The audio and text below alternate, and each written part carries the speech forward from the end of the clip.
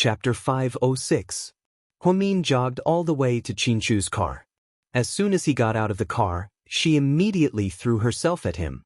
She threw herself into Qinchu's arms. "Your car was in front of mine, why didn't I see you? Do you know how to make yourself invisible?" Huamin asked with a smile. Only in front of Qinchu could she see this childish side of Huamin. Qinchu lovingly pinched her face. "I got off from another highway.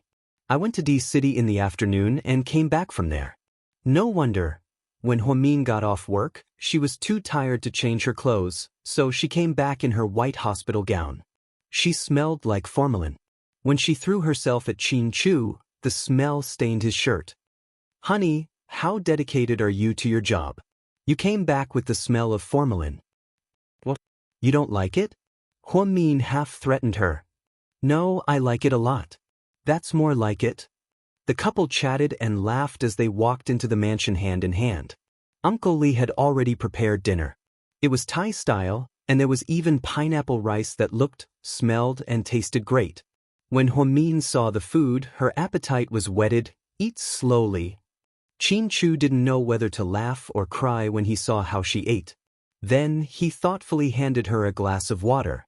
Huamin took a sip of water before she remembered what Zhu Lingling asked her to do. "Honey, I have a favor to ask of you." "Tell me about it," Qinchu said as he elegantly ate his dinner. "Ahem, there's a Knight of Lawrence's Pearl. Do you know about it?" "Yeah." Qinchu nodded. Lingling said it's a 3-day, 3-night night of the god of gamblers. She insists on going, but she heard that there are very few invitations. So, she asked me to help her get one. "Do you have a way?" "No."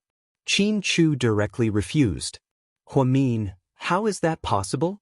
You're the great Mr. Qin. Honey, you must have an invitation, right?"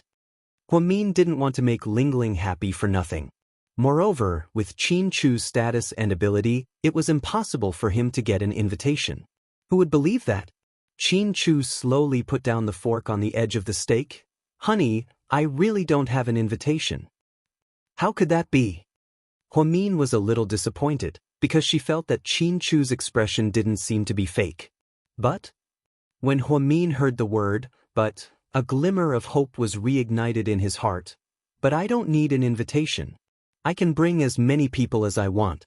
"Fuck? Why didn't you say so earlier? You gave me a false alarm." Huamin was scared out of his wits. In the end, he realized that he didn't need an invitation because Qinchu didn't need one at all. Face recognition? Face recognition was the proof of strength. "I'm not done yet." Qinchu smiled as he looked at Huamin. He thought that sometimes his Huamin was so silly and cute. "So, Lingling, you don't have a problem with this?" Huamin asked worriedly. No problem." "Gao Ran will be there too." That's great. They're together again. I even suspect that they've discussed this beforehand." Huamin laughed. "Honey, you should come with me tomorrow night." "Me? I don't think so. I don't like to join in the fun." Huamin shook his head. He really didn't want to join in the fun. "But I want you to go." "Why?" Huamin was a little surprised. Qinchu rarely invited her to these boring and luxurious dinners. Chapter 507. Because this year's Night of the God of Gamblers is a test of IQ. "So you want to test my IQ?" Huamin laughed hysterically. "No, I want to show off your IQ and let the whole world see how smart my wife is." "Ahem. I'll give you 9 out of 10 for your flattery. I'm afraid you'll get too proud." "So, you agree?" "But 3 days and 3 nights is too long. I'll delay my work." Huamin was still a little unwilling. "I already called Wu Zhongxing. He wouldn't dare to disagree." "Huamin, honey, is it really okay for you to threaten President Wu like this? Will he make things difficult for me?" "If he makes things difficult for you, then I think Wu Zhongxing doesn't want to be the director anymore," Qinchu said slowly. "Mr. Qin, does your wife know that you're so domineering?" Huamin rested his chin on his hand and carefully looked at Qinchu's devilishly handsome face. "My wife knows, because in bed, I'm just as domineering." Huamin immediately covered his face. Was it really okay to flirt like this? Huamin really liked South Hill Manor. It was built with RMB, Plus, there were plenty of housekeepers and maids. It was an extremely luxurious lifestyle. However, she could understand why Qin was so considerate. He wanted their child to live a good life. Inside the private mansion, Su Yu swam around a dozen laps, exhausted, and walked out of the pool. Wei Liao handed him a towel, then he lay down on a chair and closed his eyes to rest. The night of the Lawrence Pearl, it'll be fun. I'm not going even if it's fun. It's not as fun as Las Vegas. If you think it's fun, then go with Tangchuan. Su Yu was obviously not in the mood. Trash? Come on, did you find out? Do you know if Qin is going? Do you think he's trash? Qin is going too. Su Yu was suddenly energized. Not only is Qin going, I think Huamin is going too. Who said that? I said it. Wei Liao was extremely confident. Su Yu, do you think you're a god and can predict the future? When he heard Wei Liao say that he guessed, Su Yu instantly lost interest. Think about it, after you get on the boat, you won't come down for 3 days and 3 nights. Qin is definitely going because I asked someone to find out that you and Qin are on the first row of the VIP list. From what I know, his assistant cancelled his schedule for the next 3 days, which means he'll definitely be there. Huamin is going because I think Qin won't leave his wife alone for 3 days and 3 nights. Plus, there are so many actresses and young models on the boat. If there's a scandal, he won't be able to clear his name. Do you think Qin is that stupid? Wei Liao's analysis was clear and logical, and Su Yu thought it made sense. He suddenly sat up and took off the towel on his body. What are you doing? Wei Liao was shocked to see him like this. Su Yu didn't say anything. Instead, he picked up his phone and dialed a number. Tell Lawrence, that night of the Pearl, I'm going. Wei Liao looked at his impatient expression and smiled. From now on, it seemed like wherever Huamin appeared, Su Yu would target him. The next night at 8 o'clock sharp, Qin, Huamin, Gao Ran, and Zhu Lingling appeared at the entrance of the luxurious cruise ship. Everyone else was showing their invitations.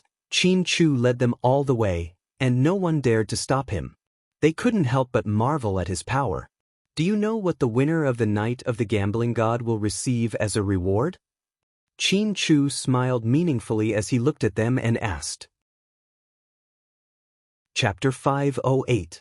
Gao Ran said, I'm guessing it's a luxury sports car, a limited edition Lamborghini or Bugatti. Gao Ran thought that since Lawrence was the big boss of Las Vegas, he wouldn't be stingy with his money. Zhu Lingling said, I'm guessing it's a VIP card from one of Lawrence's casinos.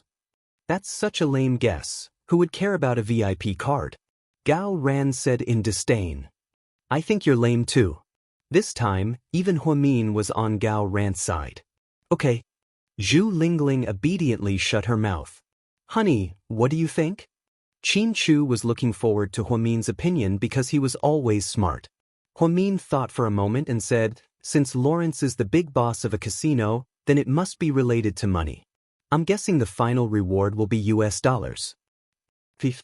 I thought you had some new ideas, but you're just as lame, Gao Ran said in disdain. Yeah, girl, your IQ is dropping. Huamin only smiled slightly at their teasing. Qin lovingly lifted Huamin's bangs and smiled. Your little brain is the smartest.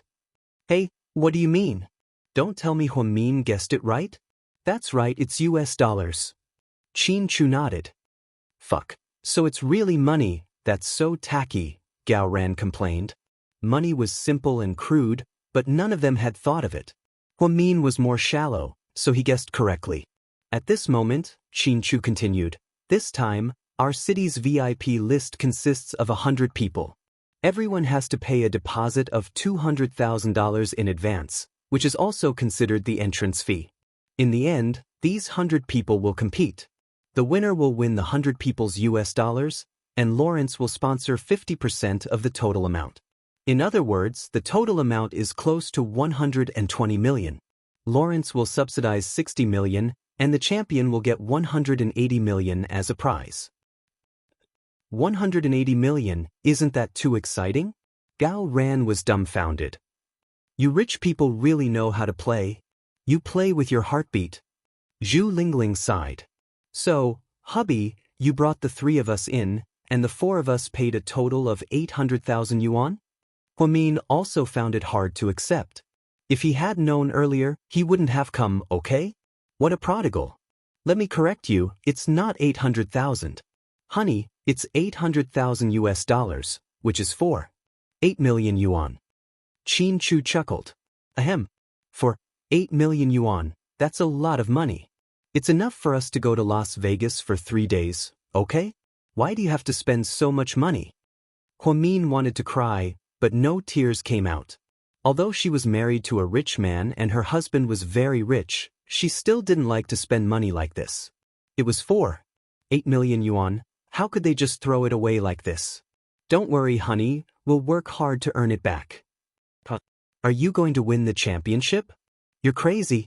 Huamin stared at Qin Chu. That's what I meant. It's impossible to count on the two of them, so I'm placing all my hopes on you. Honey, show off your super brain tonight and win the championship. Qin Chu deliberately teased Huamin. Yeah, girl, we believe in you. Huamin, you're the best, keep it up. Gao Ran and Zhu Lingling also sang the same tune. Huamin suddenly felt a lot of pressure. Are you guys trying to kill me? Huamin asked anxiously. Qin Chu smiled and put his arm around Huamin's shoulder.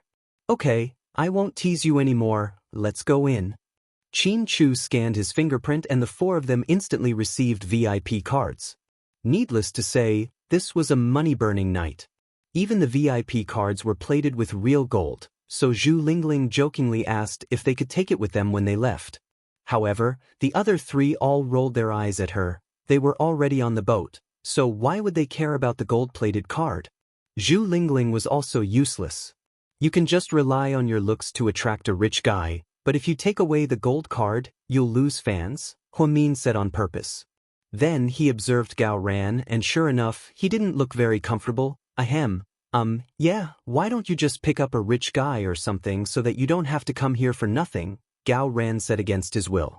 Bastard cop, I dare you to say that again.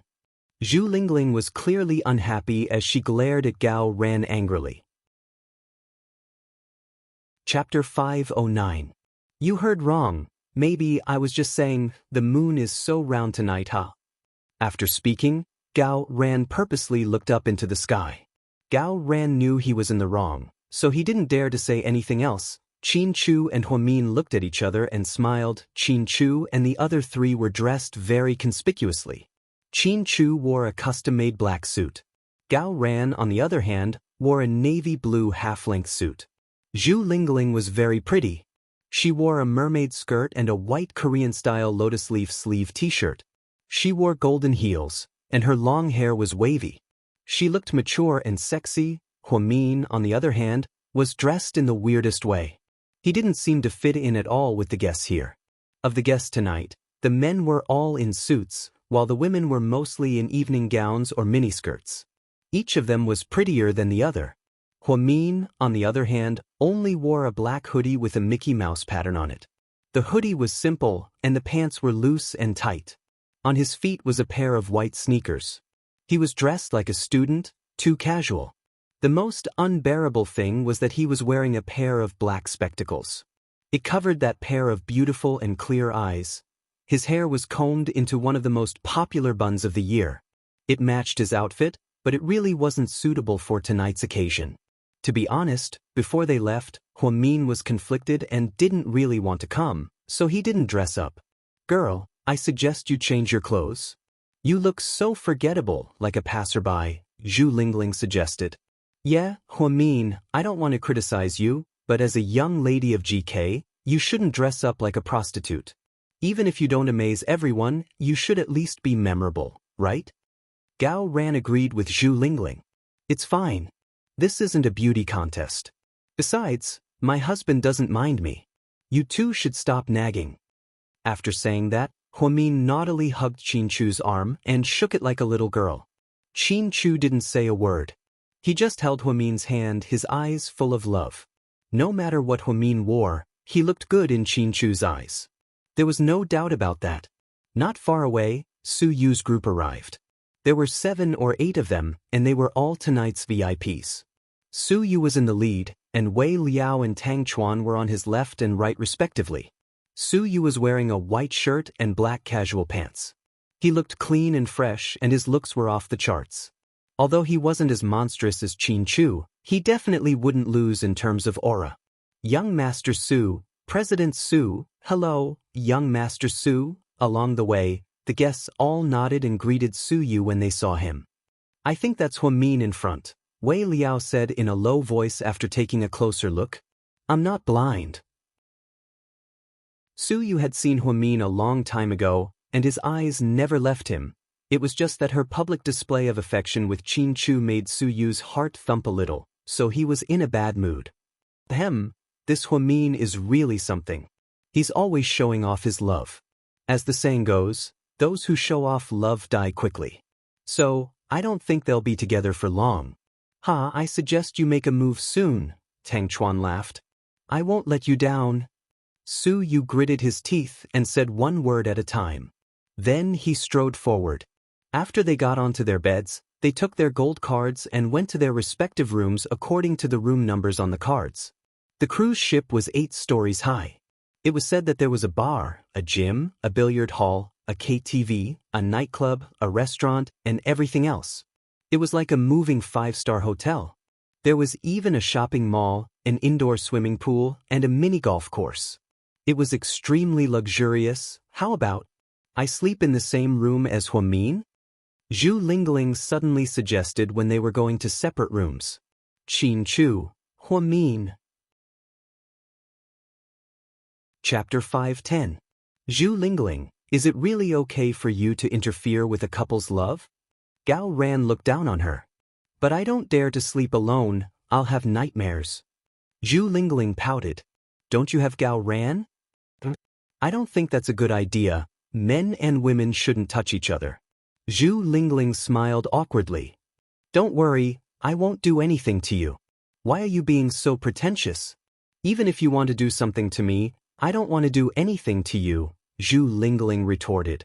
So, big bro, big sis, have you decided whether you want to sleep in the same room?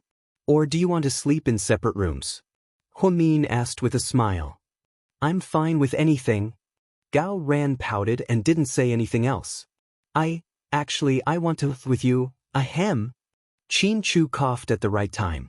Zhu Lingling immediately changed her mind. I'll sleep in the same room as the stinky cop, I'll be fine with that. In the end, everyone was happy. Qin Chu had just arrived at the door of his room when he was called away by Rick, who also came to hang out. Huamin sat in his room for a while and felt bored, so he decided to find Zhu Lingling and the others to chat. However, he didn't expect to bump into Su Yu in the hallway as soon as he walked out. The two of them faced each other, and Huamin smiled awkwardly. She smiled and greeted him calmly.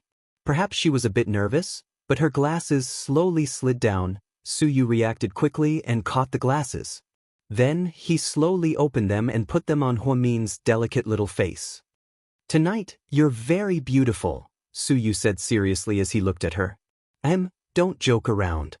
Huamin thought that today's outfit made her look like she was going to the market to buy groceries. Su Yu actually said that she was beautiful. How would she know that Su Yu was into this? Maybe it was because he owned an entertainment company and had seen many women in the entertainment industry. I'm tired of those evening gowns, long legs, big breasts.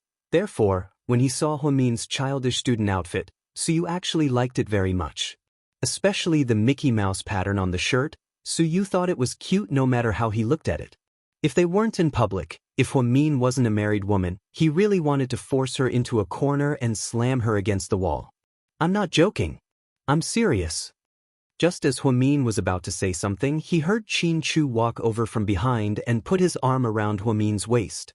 Then, he slightly smiled at Su Yu. Honey, is this your friend? Su Yu was a patient of mine when I was at Southside Recuperation Center. We're Dr. Patient, Huamin explained. Hello, Before Qin Chu could finish, Su Yu interrupted her. I'm sorry, I don't care who you are at all. I only care about the people I care about. After speaking, Su Yu walked away, as if he didn't want to say another word. Su Yu is like that, don't mind him, Huamin said to Qin Chu with a smile. Okay. Chu nodded.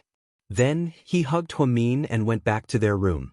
Half an hour later, the Western restaurant began to prepare an exquisite buffet for everyone.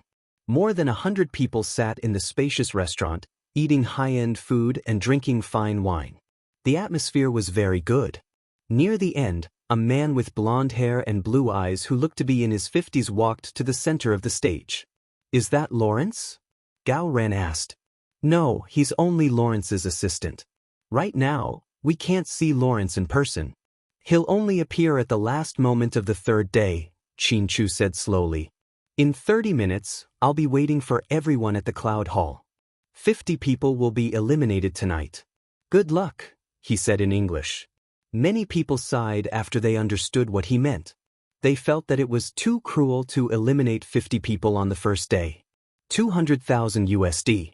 How could the headquarters be eliminated so quickly? If they're eliminated, will they leave the cruise ship? Huamin was a little worried. He asked Chu in a low voice. Chapter 511. You won't leave the cruise ship, but you'll lose the right to continue the competition. You can only be a spectator, Chu said. Oh, that's good. Huamin was relieved to hear that the losers wouldn't be kicked out. Girl, don't worry. With your insane IQ, you won't be one of the 50 eliminated. Zhu Lingling hugged Huamin's neck and smiled intimately. Sister, I'm just worried that you'll be kicked out after you're eliminated. Huamin looked at Zhu Lingling helplessly. Haha. Gao Ran couldn't stop laughing. What are you laughing at? Don't gloat. Maybe you'll be eliminated earlier than me. Zhu Lingling stared at Gao Ran. Impossible. Although my IQ isn't as high as Huamin's, I won't be one of the 50 eliminated. I'll at least be able to last until the second day. Gao Ran was full of confidence. Oh, you're bluffing. Let's see how you'll die later. Zhu Lingling obviously didn't believe him. Chu didn't say much. After the four of them had dinner, they went straight to the Cloud Hall. The Cloud Hall was decorated very luxuriously. It didn't lose to the casinos in Las Vegas. The ceiling was decorated with a simulation of the blue sky and white clouds, giving people the illusion that it was daytime. Isn't this idea copied from the Venetian casino in Macau? That's how it is. Zhu Lingling had been to Macau with her friends before, so she had been to the Venetian casino. Yeah, it's pretty much the same. Anyway, they're all big bosses in Las Vegas. They're all the same. Huamin nodded. After entering, the waiter at the door gave out 100,000 chips to the beauties. That meant that each of the 100 contestants had 100,000 chips. Then they sat down and played. After 2 hours, they would check the chips in their hands. Those with more chips would win. In the end, the 50 contestants with less chips would be eliminated immediately. What's the game later? Do you know? Huamin held Chu's hand and asked softly. 5-card stud. Chu moved his lips and said 2 words. Oh. Huamin nodded. It turned out to be such a simple game of poker. She had only played it on the computer before. He hadn't played with a real person before, so it was quite exciting just thinking about it. Then, Chu walked around the other 3 and said, in a while, the 4 of us will act separately. We can't sit at the same table. We have to win against others. The more we win, the better. Only then will we have a chance to advance. But don't take risks. Don't bet everything on a single round of cards. Sure, no problem. See you later. Gao Ran was also very excited and eager to give it a try. Gambling was not allowed in China, so Gao Ran usually played computer games. However, it was different on a cruise ship. Ever since they boarded the ship had started moving. At this time, they were already in international waters and were no longer in the country. So, no one would restrict you from playing anything. After being a good police officer his whole life, Gao Ran also wanted to know what it was like to be the god of gamblers. After giving his instructions, Chu looked at Huamin worriedly. Honey, there are a lot of people here. It's a bit messy. You have to be careful. Don't go too far. It's best if you stay within my sight. I know. Huamin smiled slightly. All the VIPs in the Cloud Hall had gathered. The organizer announced the start of the game and everyone found a table to sit down. Some people held chips in their hands but weren't in a hurry to play. They were just observing. Huamin was one of the spectators. She held a red chip card in her hand and looked around. However, she accidentally bumped into someone. Huamin quickly apologized. Sorry. Huamin, sit down and play with me? Wei Liao smiled and took the initiative to invite her. Huamin wasn't very familiar with Wei Liao. However, she often saw him beside Su Yu. She guessed that they should be very good friends. Seeing that Huamin didn't say anything, Wei Liao continued, "Why don't you sit at Lord Su's table? He'll definitely let you advance smoothly." Huamin looked in the direction he was pointing at. Su Yu was just a table away. He had already sat down and started to fight.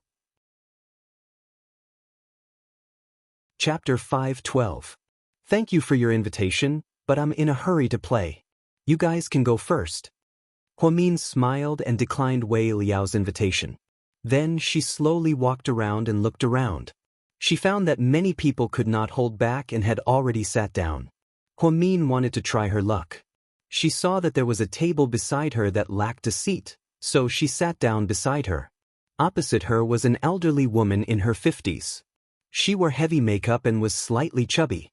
Her hair was tied up and she had a cigarette in her mouth. She did not look like a kind person. On her left was a bespectacled man in his late 30s. He was thin and average-looking. On the right was a bald man with a fat head and big ears. He looked to be in his 40s and was wearing a Rolex watch. The stench of copper filled the air. "Oh, a young lady is here.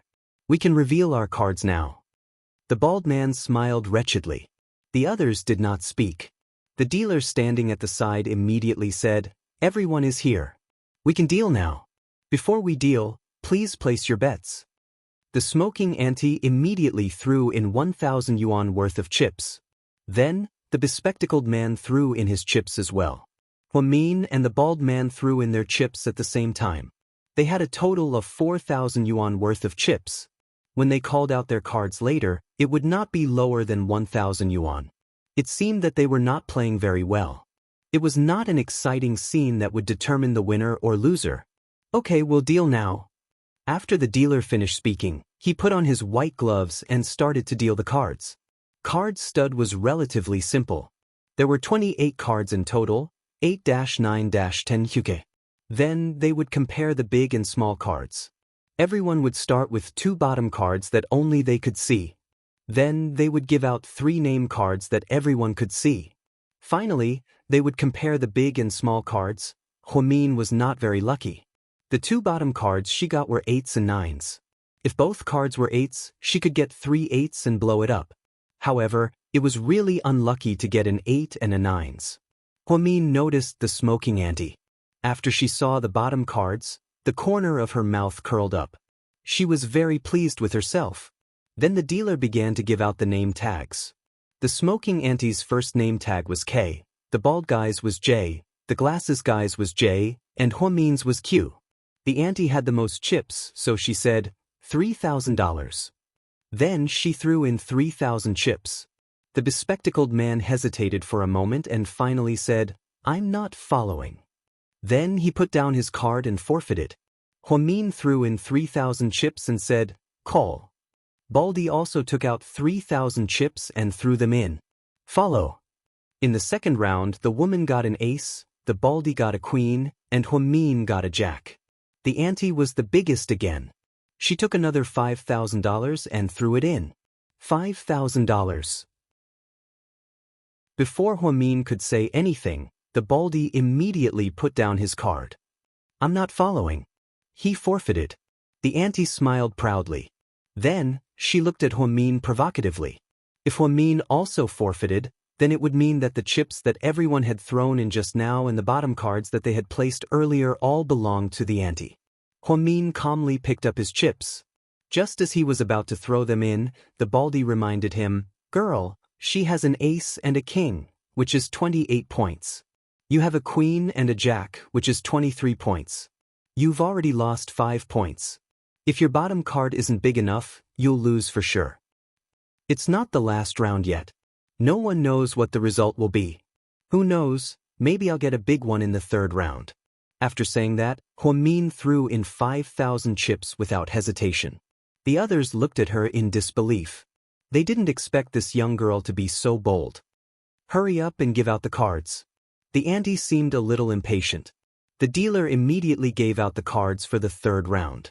Only Huamin and the auntie were left in the third round, so only 2 cards were given out. In the previous round, the auntie had the most chips, so she was given out first. This time, she got a queen. Huamin got an ace, so this time, Huamin had the right to speak. The dealer reminded her, "You can place your bet now, madam." Chapter 5:13. Without hesitation, Huamin took out 10,000 yuan worth of chips and threw it in. 10,000.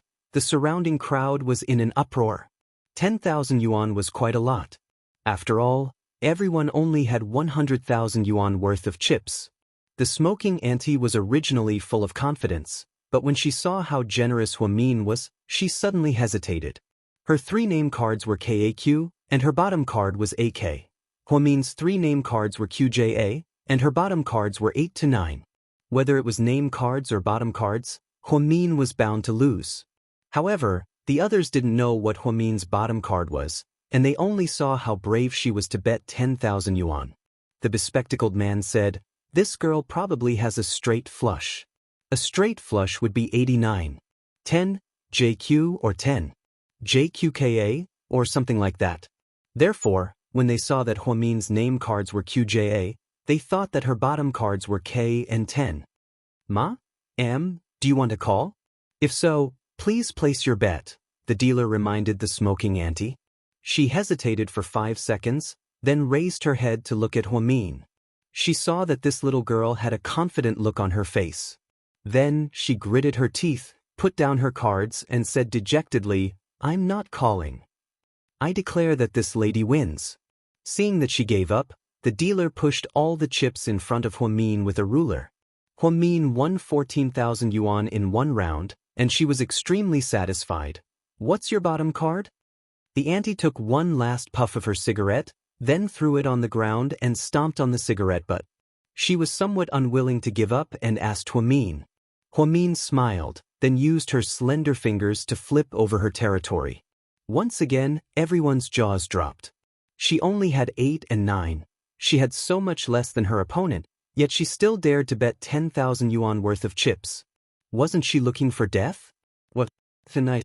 Auntie was so angry that she stomped her feet. If he had known that this little girl had such a low score, he would have followed her even if he was beaten to death. She had given up at the critical moment because she thought that Huamin had a straight flush. "How can you be so confident with such a low score?" The bespectacled man was also speechless. He looked at Huamin silently and asked, "My confidence doesn't come from my score. It comes from the fact that Auntie doesn't dare to keep up with me because she thinks I have a straight flush." Huamin carefully put away the chips in his pocket. He was in a good mood. "I'm so angry. What a pity." The auntie complained. Baldy couldn't help but look at Huamin in admiration. "Sister, you're so bold. Let's play another round." "No, I have to change tables. You guys have already seen through my psychological tactics. What's the point of playing anymore?" Huamin stood up with a smile. In fact, she wasn't afraid to continue playing with these people because they would still lose if they continued playing. Although they were older than Huamin, they were too impatient and showed their emotions on their faces. Huamin could basically guess the size of their cards just by looking at their micro-expressions. It wasn't challenging at all. He tried his luck just now, but his luck wasn't good enough. Fortunately, Huamin was smart and won with psychological tactics. "Hey girl, you're so bold. Sit with me. Let's team up and beat them to death." Tang Chuan had unknowingly run behind Huamin to watch the game. To be honest, he was worried for Huamin. If that auntie was braver and bet 10,000 yuan, wouldn't Huamin lose miserably? This girl really dared to gamble. No wonder Su Yu liked her so much. She was indeed very likable. "Sorry, I don't like to team up with others." Huamin smiled slightly and directly rejected Tang Chuan's request to team up. Then she walked to another table. This girl is so cocky." Tang Chuan's face was filled with disappointment. He was counting on Huamin to win more, but he wasn't very lucky today. He played 2 rounds and lost 2 rounds. If he lost again, he would probably be eliminated today. Huamin walked around and finally found Zhu Lingling. When he saw the chips under her eyes, Huamin almost fainted. Miss Zhu Lingling, you're going to be eliminated. Do you know that? Huamin helplessly reminded her as he sat down beside her.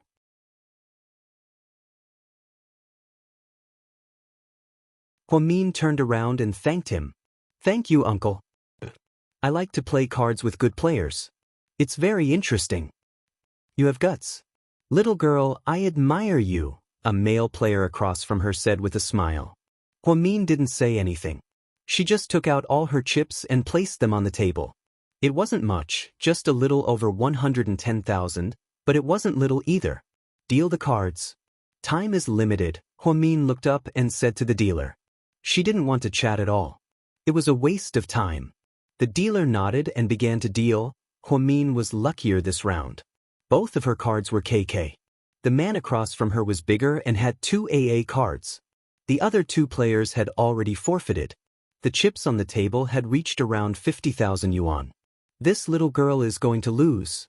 Her opponent should have 3 aces, a spectator said calmly as he analyzed the situation. Chapter 5:15. Yeah, the little girl's cards aren't small either, but she's not very lucky, another person said. Huamin didn't say anything. She just looked at the table quietly. The dealer dealt the cards for the 3rd time, and her opponent got an ace again. Everyone was shocked. There were 3 aces on the table, which was already very big. This time, Huamin's card was a jack. In other words, Huamin's card was a KKJ, and her opponent was a AAA. The young man on the other side laughed and proudly threw in 50,000 chips. 50,000 this time, do you dare to follow? Little girl. Huamin's expression seemed to be conflicted for a while, as if she was considering, sister, don't think about it. Even if you have 3 kings, you're not as big as him. You'll lose miserably. What if his bottom card is 2 8s? Huamin asked back. Huh, are you kidding? How can I have 2 8s? The man laughed arrogantly. Just when everyone thought that Huamin would give up, she pushed in all the remaining 90,000 chips in her hand. She only said 2 words, all in. Are you crazy? The onlookers behind them were all excited. They immediately scolded Huamin for being crazy. Are you sure all in? The man on the other side was so happy that he almost jumped up. He had never seen such a stupid woman. She even dared to bet that he had 2 8s as his bottom card. But he didn't. His bottom cards were a jack and a queen. So, he thought that this little girl was going to lose? I'm sure, Huamin said firmly. The man immediately took out 90,000 chips and threw in. I'll follow your lead. The dealer looked at the 2 of them calmly and said, please reveal your cards. The man couldn't hold it in anymore and directly revealed his trump card. It was a jack and a queen. He also had an AAA card. Huamin raised the corner of her mouth slightly and revealed her 2 cards as well. Everyone was dumbfounded again. It was 2 kings. In other words, Huamin's face was a KKJ, and her bottom card was a KK. Although the man had 3 A's, Huamin had 4 kings. This was such an unexpected thing. Holy shit. For kings, this is crazy. The onlookers were all excited. The man on the other side was completely speechless. He looked at Huamin with a pale face. Impossible, she cheated. The dealer said slowly, Sir, please calm down. All the cards here are provided by the organizers. There's absolutely no problem. The VIPs who entered the Cloud Hall have also been scanned by high-tech equipment. No one brought in any cards, so there's absolutely no cheating. How is this possible? How is this possible? The man was dumbfounded. He fell into a chair and kept repeating the same sentence. The most infuriating thing was that when he saw the little girl's expression just now, he thought that she didn't have a trump card. If it was someone else who had 4 kings, wouldn't they be proud of it? However, Huamin didn't. She was afraid that if she was too proud, she would scare her opponent away. Her opponent wouldn't dare to place a big bet. Therefore, she pretended to be very conflicted and successfully confused her opponent's analytical ability. The dealer used a ruler to push all 250,000 chips in front of Huamin. Huamin slowly took out her purse and put all the chips in it. Then she stood up gracefully and left the table. "This little girl is so awesome," the other two opponents at the table exclaimed. Luckily, they didn't follow until the end. Otherwise, they would lose everything. "Does anyone know her? Do you know who she is?" one of the men asked. Because the people who boarded this time were all celebrities in the city, most of them knew each other. However, they had never seen this little girl who wore glasses and a Mickey Mouse sweater. Therefore, they were especially surprised. However, most of them said that they didn't know her. This made her identity even more mysterious. When she returned to Qin Chu's side, Qin Chu had already finished the battle. He was sitting on the sofa smoking with $1 million in spoils of war. When he saw Huamin coming over, he immediately pulled her to sit on his lap with one hand. He was extremely doting on her. "How much did you win this time?" Qin Chu asked with a gentle smile. Chapter 5:16. Not much. Huamin smiled modestly. "Not much is not much. Only 200,000 yuan, not even 1/5 of yours. I don't need too much, just enough for you to advance. It's no fun even if I advance, I won't be the champion in the end." "Says who?" Qin Chu asked with a smile. "Of course, with you here, I won't be able to win." Huamin pouted, looking like a wronged wife. "I'll give you the championship." "No, I want you to win." "But because I'd be happier if you won the championship than if I won it myself. Plus, no one knows who I am, so it's useless for me to win the championship. However, you represent GK, so if you win this championship, it'll be great for the company's future development and your personal reputation." "You little brain, why do you always think so fast? How do you expect others to live if you act like this? If I wasn't smart, why would I have you as my husband?" Huamin retorted. Then, the two looked at each other and smiled. Not far away, Su Yu, who also won over 1 million yuan, silently watched them without saying a word. "I say, you didn't have to come. You're not interested in being the god of gamblers, and you don't care about the prize money. Why did you come here to suffer? You even got seasick?" Wei Liao complained. "Yes, you didn't see wrong, so you got seasick, but he still got on the cruise ship, all because he wanted to see someone." "Cut the crap," Su Yu said coldly, and then he turned around and left Cloud Hall with a dark expression.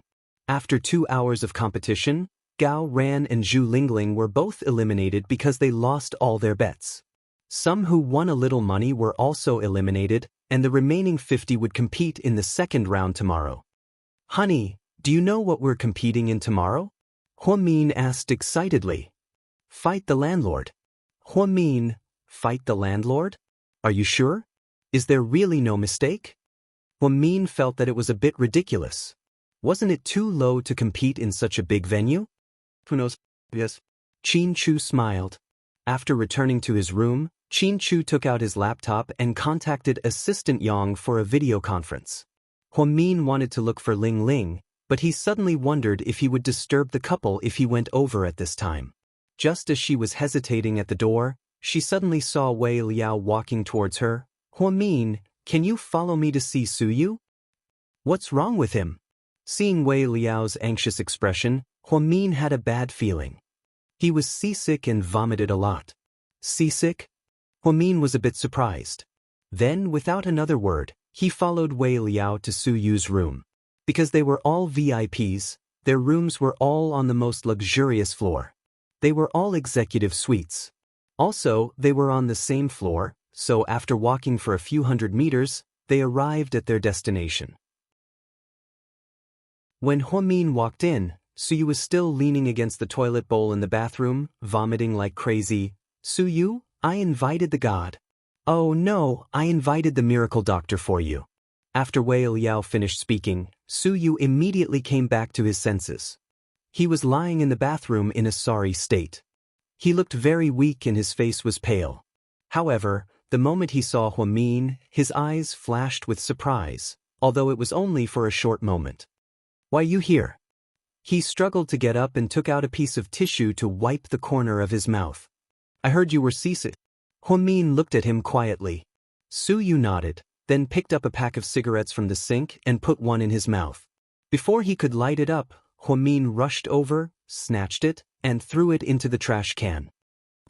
What are you doing? Su Yu was slightly surprised. Chapter 517. You have no common sense. I don't know how you've survived until now. Seasick people smoke because the smell of cigarettes irritates their senses and brain, making them vomit even more. Su Yu, Wei Liao, I'd like to hear what the doctor says. Su Yu, she's not a doctor. She's just a nurse, okay? Huamin, so you have the energy to insult me because you don't need my help at all? After speaking, Huamin turned to leave. I didn't mean it that way. Don't go. I'm really sick from seasickness. This was the first time Su Yu had spoken so softly. He didn't really want Huamin to treat his seasickness, he just wanted Huamin to stay a little longer. Huamin stopped in his tracks and turned around in annoyance. He grabbed Su Yu's clothes and dragged him to the big bed in the bedroom. Then he took out a bottle of essential balm from his little bag, dipped his fingertips in it, and gently tapped Su Yu's left temple. When Su Yu's head touched Huamin's fingertips, he felt an electric current coursing through his entire body. That magical feeling, that feeling of nervousness, that feeling of extreme excitement. Ahem. I'll leave for a moment, Wei Liao said as he tried to leave. You don't have to leave, I'll take him out for some fresh air. Huamin tapped Su Yu's right temple and dragged him out of the room. Less than 5 meters away from Su Yu's room, there was a passageway that led directly to the deck above. Huamin dragged Su Yu all the way to the deck and enjoyed the comfortable sea breeze. Sure enough, Su Yu felt much better. If you're seasick, you can't eat too much food. You have to maintain a half-starved state. Also, you have to avoid irritating smells such as fish, prawns, and tobacco. Getting some fresh air can alleviate your symptoms. Later, you can ask the service desk to send some motion sickness medicine over. Although it doesn't have much effect, it's better than nothing. Huamin said a lot, but Su Yu couldn't remember a single word. Because he was too focused on Huamin's profile, Huamin was no longer wearing his spectacles. His clean side profile was blown by the sea breeze, and the corners of his eyes seemed to have a different kind of charm. Su Yu had a crazy idea. He wanted to hug her and kiss her eyes. However, he didn't dare because he was afraid that once he crossed the line, he would never be able to get close to Huamin again. Do you remember what I said? Su Yu, what are you standing there for? Huamin stared at Su Yu and asked. No, nothing. Do you remember what I said? Repeat it to me, Huamin said sternly. Su Yu, big sister, are you messing with me on purpose? How can I repeat what you said? I'm not a recorder, Su Yu complained on purpose. Forget it, it's a waste of my breath to talk to someone like you. Huamin sighed slightly. Then he looked at Su Yu and asked, I don't understand. Don't you know that you're seasick? Why did you come up? Do you have nothing better to do? Why did you join in the fun? You don't need money, and the prize money isn't tempting to you, right? Ahem. It's purely a hobby, Su Yu said on purpose. Are you a gambler? Huamin frowned and asked. No, I like to join in the fun. Huamin, Su Yu's answer made her speechless. Joining in the fun was suicidal. Although she couldn't personally experience seasickness, she felt that it was worse than death. But at the same time, he also felt that it was a fate worse than death. His heart, liver, and lungs almost spat out. She felt like she was going to heaven. Oh, anyway, be careful. If you feel uncomfortable, drink some ice water to suppress it. Don't run around and don't eat anything. After speaking, Huamin turned to leave. Huamin, he suddenly called out reluctantly. Huamin turned to look at Su Yu. Chapter 518. How much did you win today? In fact, Su Yu wanted to shout out loud, Huamian, I like you, but he chickened out at the critical moment. Looking into Huamian's eyes, he forced himself to change the words he was supposed to confess to her into, how much did you win today? About 200,000. Oh, okay. I'm going to go now. Call me if you need anything. After speaking, Huamin got off the splint. When Su Yu returned to his room, he was in a surprisingly good mood and whistled. Wei Liao took a shower and laid on the chaise lounge with a smile. Did you enjoy seeing her face? Yeah, I enjoyed it. Su Yu didn't try to hide it.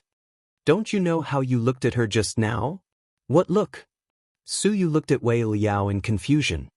Like a wolf looking at a sheep. If I wasn't in the room, you would have pounced on her when she applied the bomb on you, right? Maybe. Control yourself. She's not your wife yet. She will be, sooner or later. Su Yu seemed to be full of confidence. I really have to hand it to you. Where did your confidence come from? After Wei Liao saw the relationship between Qin Chu and Huamin, he felt that Su Yu had no chance at all.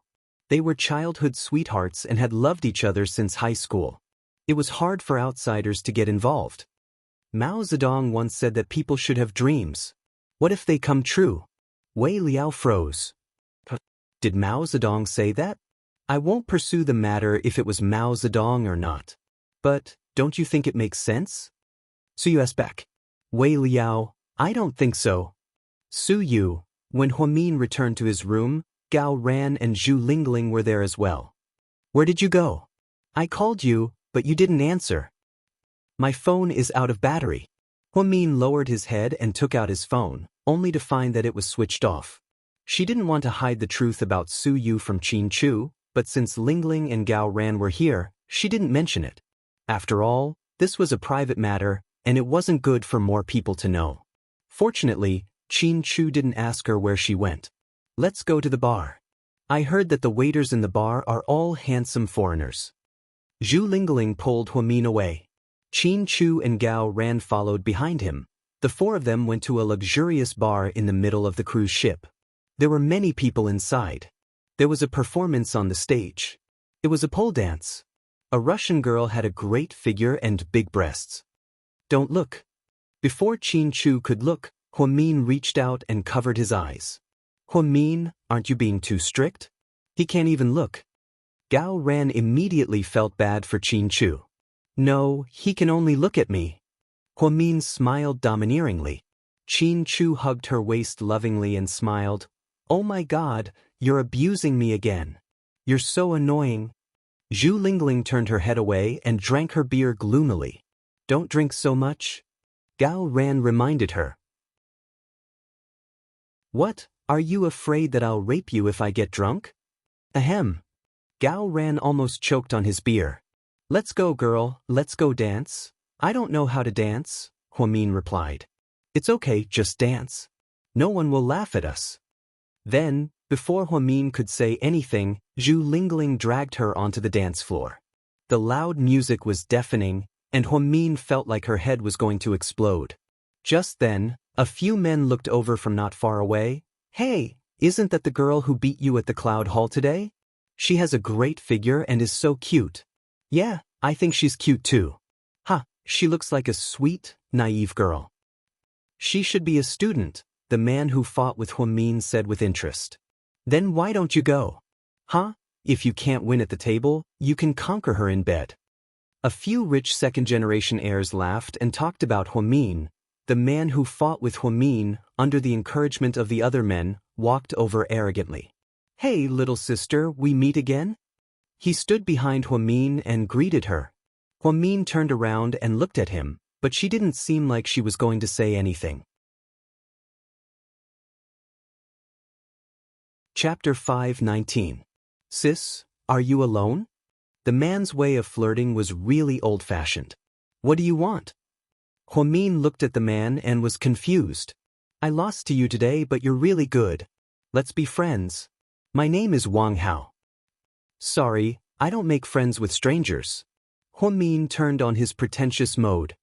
We won't be strangers if we get to know each other. The problem is, I don't want to get to know you at all. What? Sis, are you going to fall out with me after winning my money? The man was a little embarrassed and began to speak in a strange tone. I think you're the one who can't afford to lose, so you want to settle the score? I can't afford to lose. Do you know who I am? Do you know who my dad is? If I tell you, you'll be scared to death. Before the man finished speaking, Gao Ran walked over. What's going on? Gao Ran and Qin Chu were not far away and were staring at them. When Qin Chu saw a stranger approaching, he couldn't stay calm. He wanted to come over, but Gao Ran beat him to it. But it was good. After all, Gao Ran was from the municipal bureau, so it was easier for him to show his face. Seeing Gao Ran walk over, the man was stunned. Then he smiled apologetically. "Hey, isn't this Captain Gao from the municipal bureau? What a coincidence, you're here too." Gao Ran glanced at the man. "Wang Hao, you didn't have enough fun in China, so you came to the yacht, right?" "Hee, it's not illegal to be on the yacht, right?" "Oh right, is this pretty girl your friend?" "She's my sister." "I'm sorry, I didn't recognize you." "I'll leave first. I'll treat you to tea another day." "It's okay, I'll treat you to tea," Gao Ran said with a hidden meaning.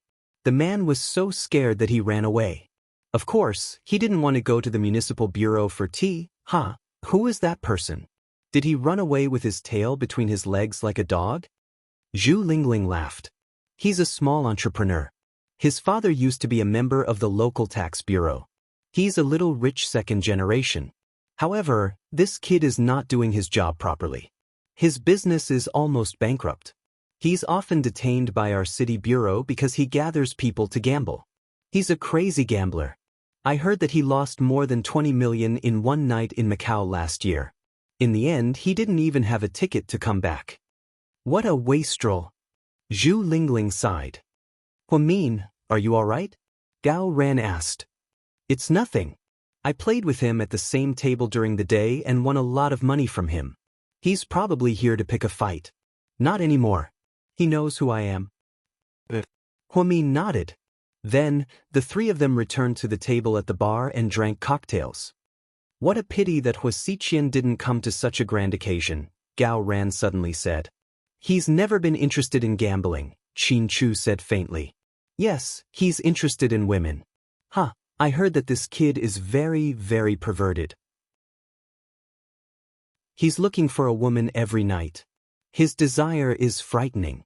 I don't know if he's really that strong or he's on drugs. Gao Ran laughed. You're so disgusting, Gao Ran. How dare you say such dirty things in front of us? Zhu Lingling pinched him hard. Ouch, don't pinch me. It hurts. It's not a big deal. Huamin has been through this before. He's already married. What doesn't he know? But I'm still single.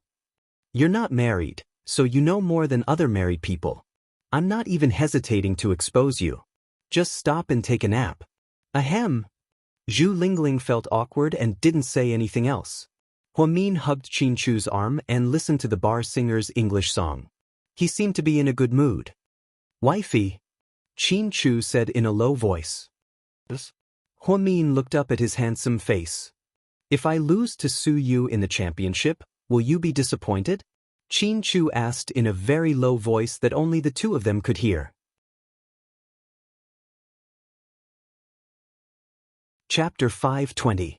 Why did you suddenly ask that? Huamin thought that his question was a bit strange. Nothing, it's just a casual question. Of course you won't be disappointed, because there's no way you'll lose to Su Yu, okay? You have that much confidence in me? Qin Chu smiled. Of course, because you're Huamin's husband, so you have to be invincible. Qin Chu reached out his hand and lovingly stroked Huamin's face, as if he couldn't get enough of it. After a while at the bar, Huamin began to feel tired. He suggested that they go back, so everyone followed him. On the way back, Zhu Lingling suddenly asked, Girl, you're not pregnant, are you so sleepy? Upon hearing this, Qin Chu and Gao Ran both froze. Then they looked at Huamin. Ahem? No, my period just ended a few days ago, okay? Oh, you scared me to death. I thought you were going to give me gifts again. Gao Ran patted his chest. Look at how useless you are, I'd rather give you gifts. I want Huamin's child to be born as soon as possible, and I even want to be a godmother. Zhu Lingling rolled her eyes at him. Then I'll be the godfather, Gao Ran immediately agreed. Qin Chu faintly said, You two are so passionate, why don't you have one yourself? Why are you counting on us? Ahem. Gao Ran violently coughed. Zhu Lingling, Huamin smiled and pulled Qin Chu's hand back to their room, not letting him tease the two clowns anymore. You must be tired, go to bed early. Qin Chu patted Huamin's head. Honey, before I went to the bar today, I was actually looking for her. You don't have to explain. It's okay. You have your freedom, and I believe in you. Qin Chu didn't let Huamin finish his words. He gently reached out and placed his hand on her lips. Then, he turned around and filled the bathtub for her. Huamin was deeply touched. What else could she ask for in her life? The next day, when everyone woke up, it was already noon. After lunch, the organizer announced that the second round of the competition would be held in the White Jade Hall. Today's competition was even crueler because 48 people had to be eliminated. Only 2 people were left, and the god of gamblers would be decided on the last day. As soon as the rules were announced, everyone started complaining, "Come on." Huamin clenched his fists and cheered for Qin Chu. Then he led Lingling to another table. Gao Ran, on the other hand, became Qin Chu's temporary assistant, pouring water for him and staying by his side. He walked around and found that all the other tables were occupied. He frowned. Zhu Lingling pointed not too far away and said, "Girl, look, there's an empty seat over there." Huamin walked over and found that the people sitting there were Su Yu and Wei Liao. No wonder no one dared to sit there. No one dared to offend Su Yu, because he was not someone to be trifled with. Originally, Tang Chuan wanted to sit with them, but Wei Liao chased him away. Wei Liao said that he wanted to see if there was anyone brave enough to sit at their table. Today's game was Do Diju. It was a 3-player game, so there was only one person missing. Huamin walked over and saw that it was Su Yu and Wei Liao. For a moment, he didn't know if he should leave or stay. "Do you mind if I sit down?" Huamin slowly asked. "My pleasure." Wei Liao immediately extended his hand to welcome him. Su Yu looked at Huamin and didn't say anything. However, his eyes were like that of a young man in love for the first time. It was so passionate. Zhu Lingling lowered her head and whispered into Huamin's ear, "Big sis, let's change tables. These two are not to be trifled with. Wei Liao is fine, but the Su family's crown prince has a bad temper. If he loses to you, will he flip out?" "He won't. Let's sit here." Huamin smiled slightly, then calmly sat down. She had attracted a lot of people to look at her, because in the eyes of others, this seat was not to be taken. No one dared to sit there. However, Huamin, who didn't care about his life, directly rushed up, so those people waited for a good show. After the cards were dealt, Huamin looked at his cards and calmly said, "Call the landlord." Chapter 521. Not stealing. Su Yu said in a muffled voice as he held the cards. Wei Liao was just about to say, "Steal," when he saw Su Yu give him a look and immediately stopped. "I won't steal either," Wei Liao stuttered. In the end, the landlord successfully went to Huamin. 456789110. Huamin played a dragon. "Pass." Su Yu only said one word. "Will also pass." Wei Liao looked at the card in his hand and said with difficulty. Huamin could tell that something was wrong with Wei Liao, so he reminded him, "You don't have to go easy on me. This is a competition, not a friendly match. Just play your cards normally." "I'm not going easy on you. I really can't control you," Su Yu explained. "Yeah, I really can't control you." Wei Liao gritted his teeth. He had already decided that after helping Su Yu flirt with girls, he would definitely go to Su Yu's mansion after they got off the boat. He wanted to see if there was anything he could scam him with. Otherwise, he would have suffered for nothing. 3 leads 1. Huamin played another card. Pass. Wei Liao followed Su Yu's footsteps. Huamin felt that things were going too smoothly, so he took out a bomb and said, 4 twos. I'll also pass. Wei Liao continued to feel wronged. Didn't the 2 kings pair up? Why didn't you do anything? Huamin felt that something was wrong, so he looked at Su Yu and asked. You don't have to control me. Su Yu explained. I don't believe you. Huamin didn't wait for Su Yu to speak before he went up and spread out the cards in his hand. The dealer quickly stopped her. Miss, you can't do that. It's against the rules. It's okay. She's my friend. Su Yu explained to the dealer. Huamin took a look. Su Yu indeed only had one Xiao Wang. It seemed that the other one was in Wei Liao's hands, thus, Huamin easily won the round and won 100,000 chips. I don't want to play anymore.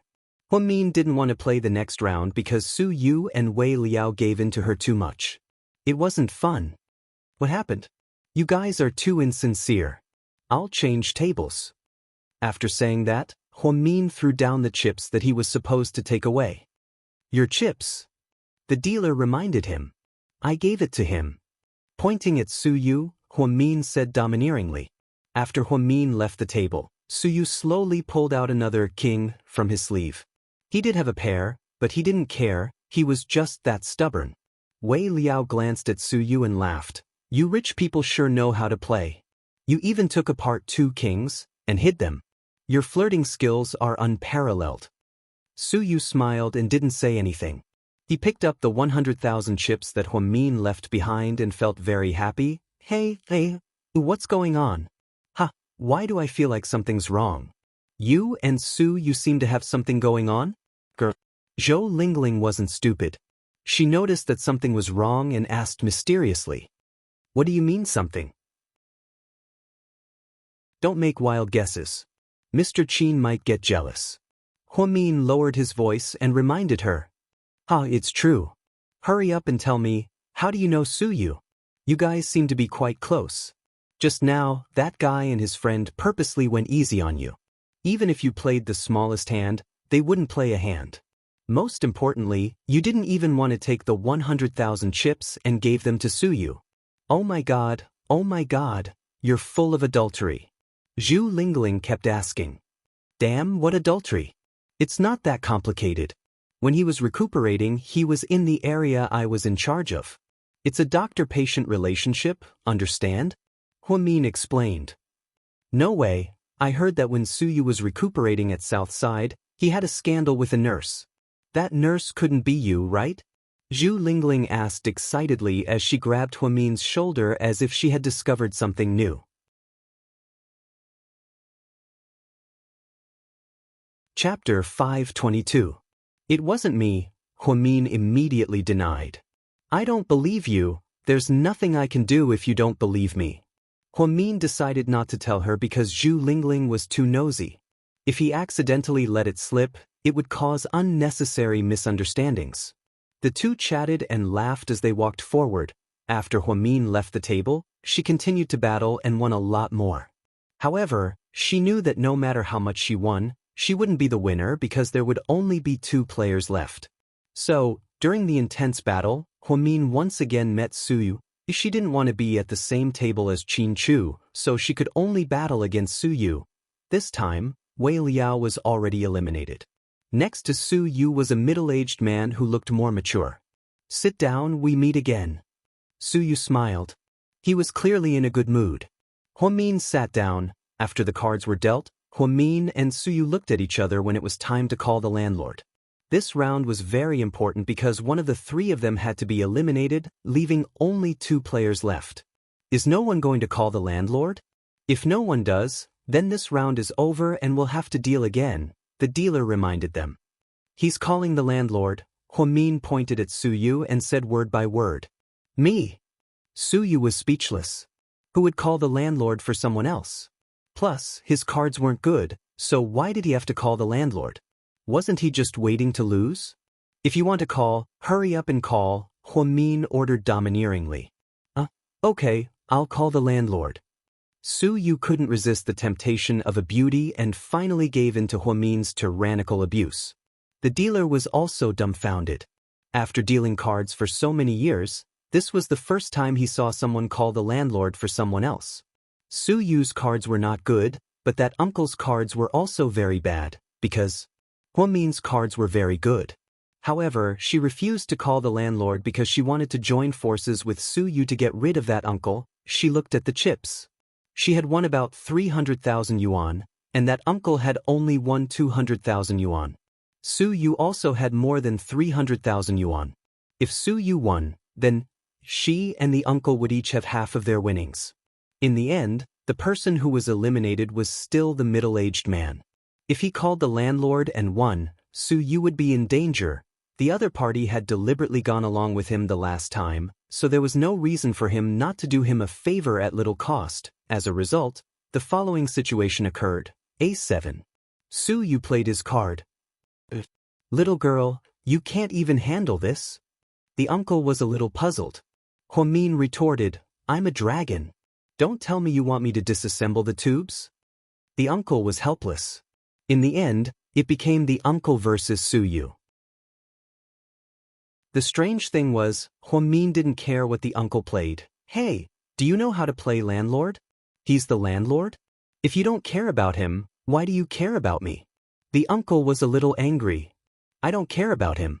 If you play a dragon, then I'll care about you. The uncle was speechless. Su Yu was speechless. In the end, Su Yu won with a bad hand.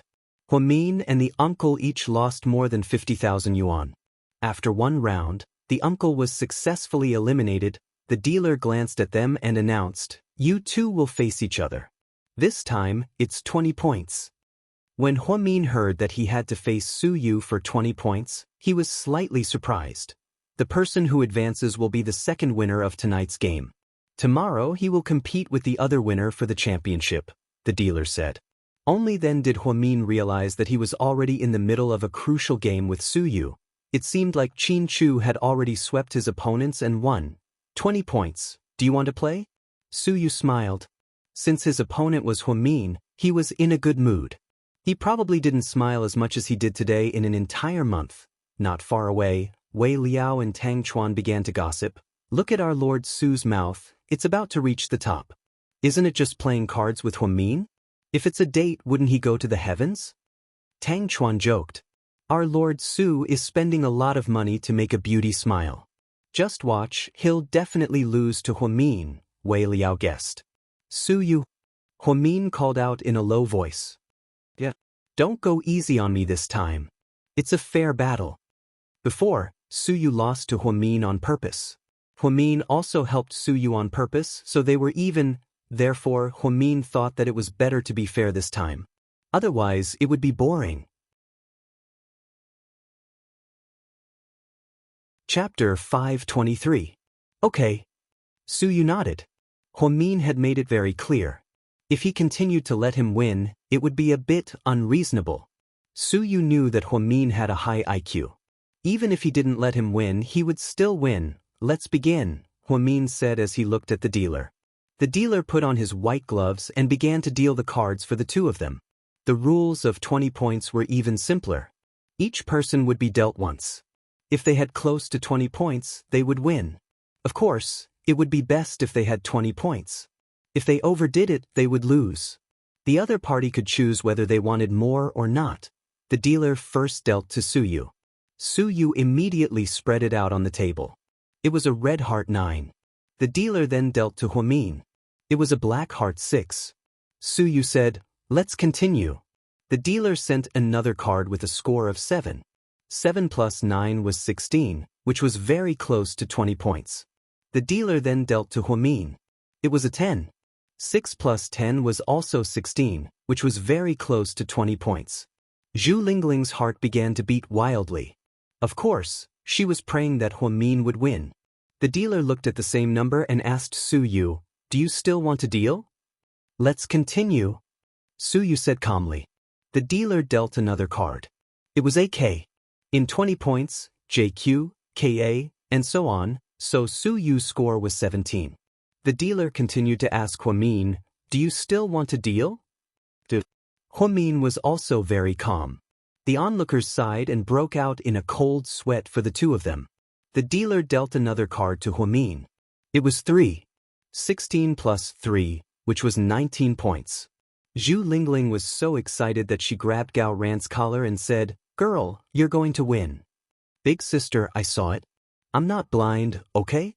Gao Ran looked helpless. His collar was wrinkled by Zhu Lingling. The dealer looked at Su Yu. Do you want to continue? Of course. Su Yu was full of confidence. But you're already 17, sir. If you continue, you might surpass. The dealer gave a friendly reminder. My opponent is already at 19 points. If I don't continue, I'll still lose, so I might as well take a gamble. The dealer didn't say anything else and continued to send Suyu another card. Suyu picked it up and glanced at it. Then he smiled evilly. The moment he spread out the cards, the surroundings exploded. It was also a 3. 17 plus 3, exactly 20 points. Oh my god, it's really 20 points. Young Master Su is so lucky. Yeah, it's amazing.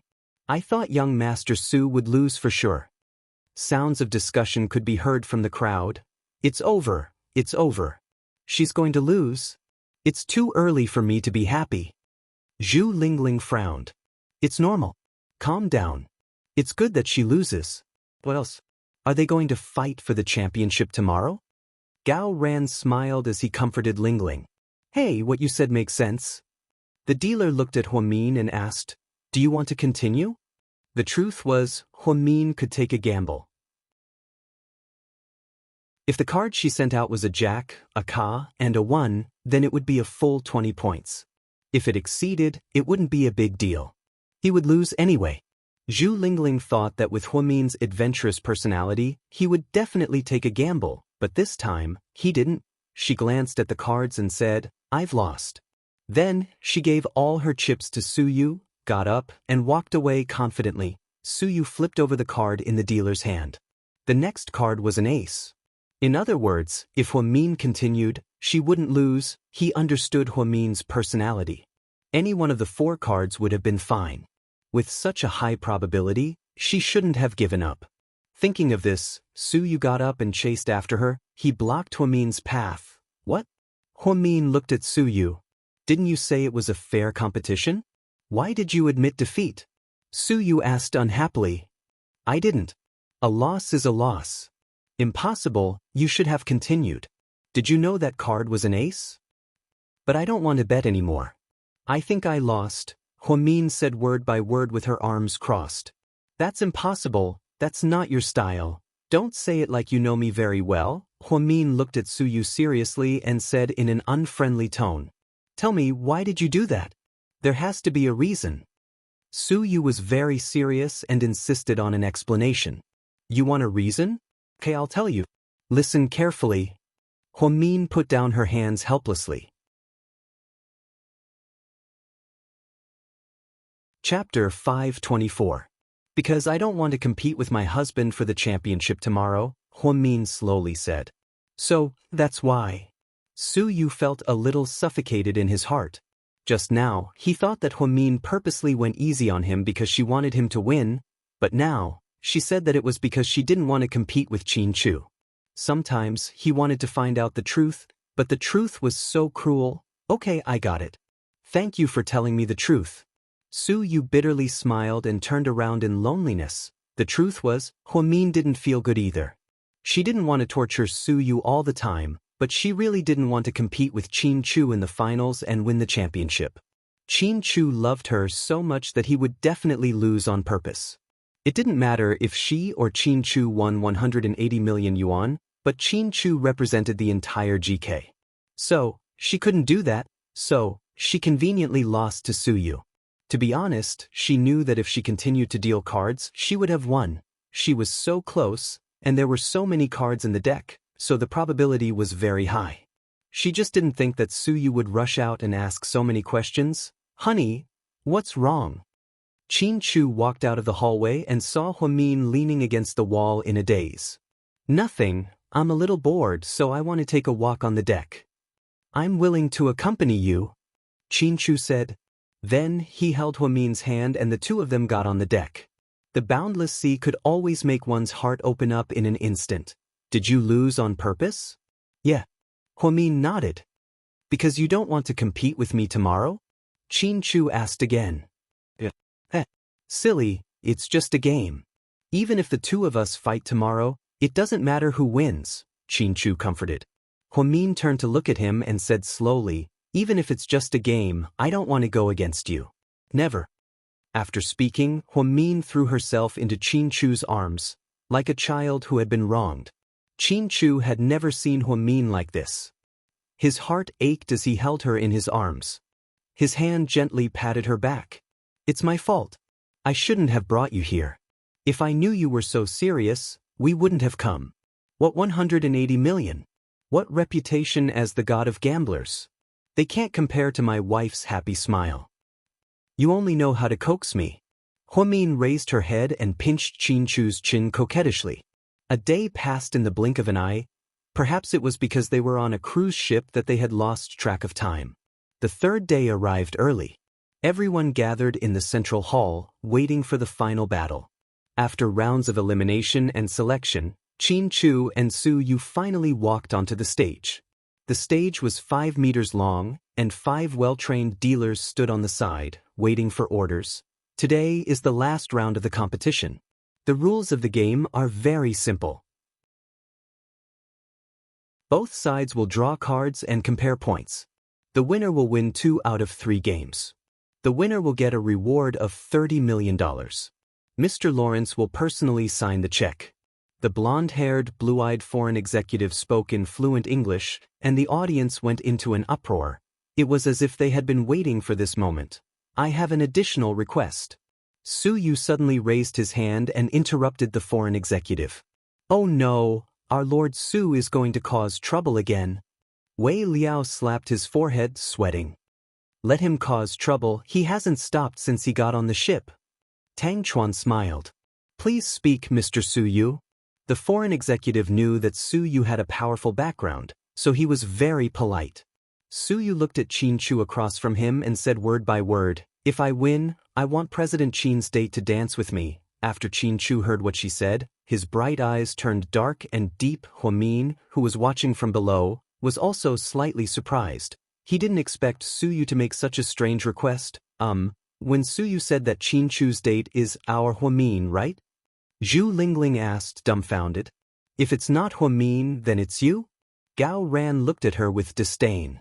President Qin, what do you think? Su Yu smiled provocatively and asked Qinchu.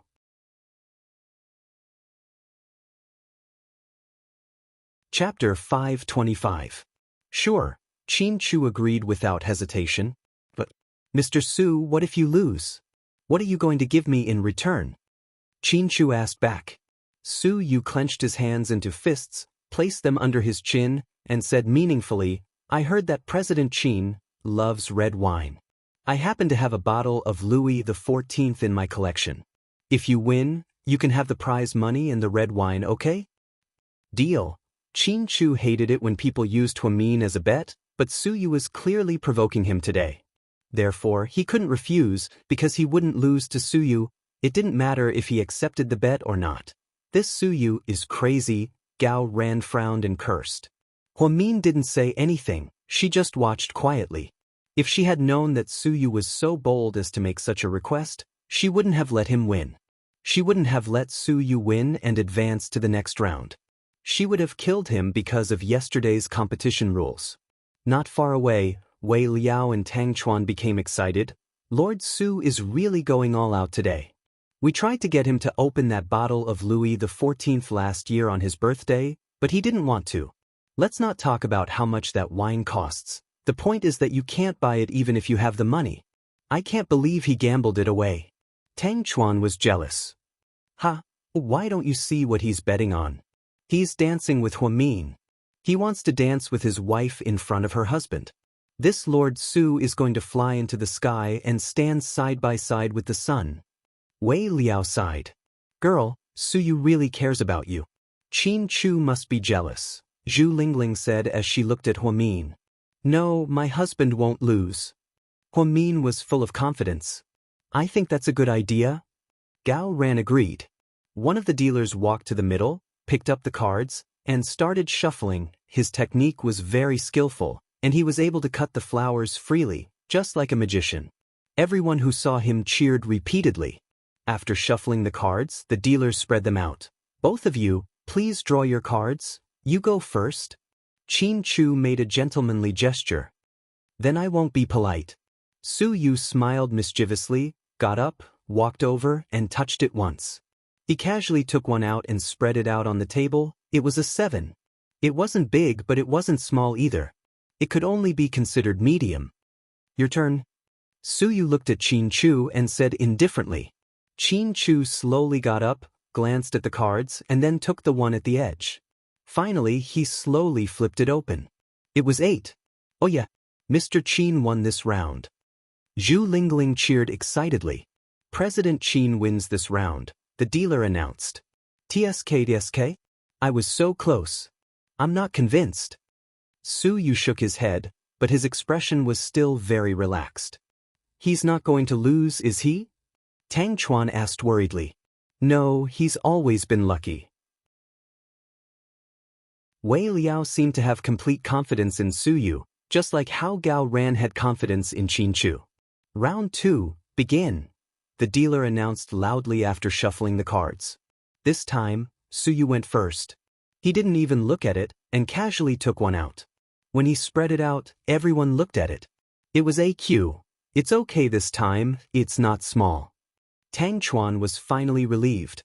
Qin Chu also casually took out a card and spread it out on the table. It was a 10. Su Yu won this round. Their expressions were very relaxed, as if this wasn't even a bet, but a game. No one took the 180 million yuan seriously. What they really wanted to bet on was Huamin's dance. Round 3, begin, the dealer announced. Huamin was a bit nervous. She was really afraid that Qin Chu would slip up and lose. After all, Su Yu wasn't a pushover. You go first this time, Su Yu said. Then I won't hold back. After speaking, Qin Chu walked to the center and looked at the cards for a few seconds. Then he picked out a card and spread it out on the table. After everyone saw it, someone screamed in surprise. Look, what card did President Qin draw? Oh my God. Someone in the crowd couldn't help but yell.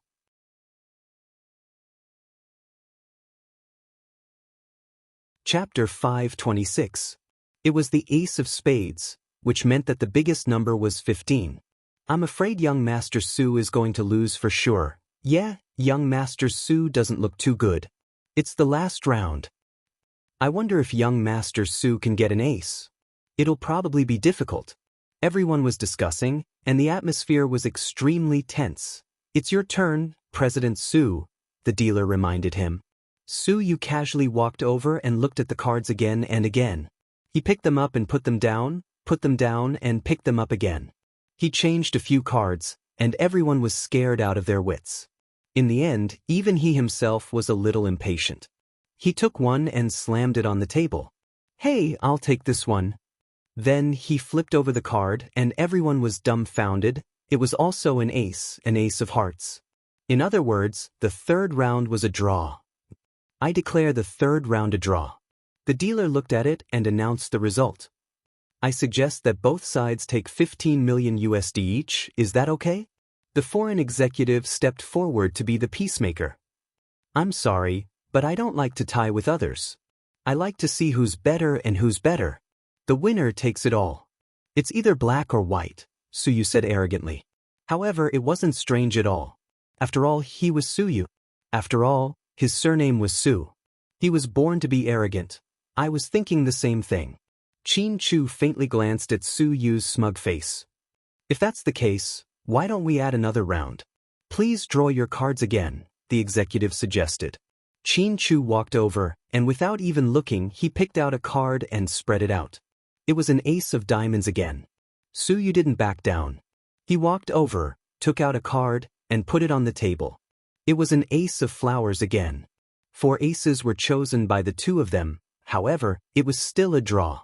This kind of rare scene was truly unimaginable. The audience was in an uproar. Everyone was talking about how the two of them were card masters. It wasn't a coincidence that they got an ace every time. I didn't expect Su Yu to be so strong. Zhu Lingling exclaimed. Do you think the big boss of Imperial Star has a brain for nothing? Qin Chu has met his match this time, Gao Ran muttered. Huamin remained silent as he quietly watched the match. What should we do? Why do we always have the same number? I'm fine with anything. I'll accompany you to the end. Qin Chu looked at Su Yu and smiled meaningfully. If that's the case, why don't we let Huamin come up and deal us the cards? Su Yu's suggestion once again set off a climax. Letting Huamin deal the cards in place of the dealer, this was the first time in the world. I have no problem with that. Qin Chu naturally agreed. That was his wife. The foreign executive nodded as well. As long as the two of you come to an agreement, it's fine. Huamin, is that okay? Su Yu tilted her head and looked at Huamin, who was below the stage, and asked in a serious tone. Huamin let go of her hand and slowly walked up the stage. When she walked past Su Yu, she heard Su Yu whisper, "Please, I just want to dance with you, that's all." Huamin sighed softly. She knew that Su Yu already knew how good she was. She had complete control over who she dealt the cards to, so it all depended on who Huamin wanted to win. Su Yu didn't care about the 180 million yuan prize. All she cared about was dancing with Huamin. But Xianxia gave Huamin a look, which meant, "Don't be troubled, I'm fine with anything." Huamin immediately understood the look in his eyes. "Okay, let's begin." After the dealer shuffled the cards, he handed them to Huamin. Everyone below the stage held their breaths, waiting for the most exciting moment. Chapter 527. Huamin first dealt a card to Su Yu. Then, Su Yu picked up the card and glanced at it expressionlessly. He then raised his head and looked at Huamin with a complicated look in his eyes. There seemed to be 1,000 things he wanted to say. Huamin didn't look at Su Yu. Instead, he continued to deal cards to Xianxia. After both of them received their cards, the dealer reminded them, "You can reveal your cards now." Su Yu slowly spread out his card. It was a queen. The truth was, when he received the queen, he knew that he was going to lose. There was no ace, so the king was the biggest. Since he received a queen, then the king must be in Xianxia's hands. As expected, when Xianxia spread out his card, it was a king of hearts. The crowd was once again in an uproar, then, thunderous applause. "I declare President Qin the winner. He is the god of gamblers of the Knight of Lawrence's Pearl," the foreign executive announced. The crowd went wild. Not far away, Wei Liao took out a cigarette. He took a deep puff and didn't say anything. Lord Su lost. He lost to Xianxia. Tang Chuan was very unhappy. His heart ached for the bottle of Louis XIV.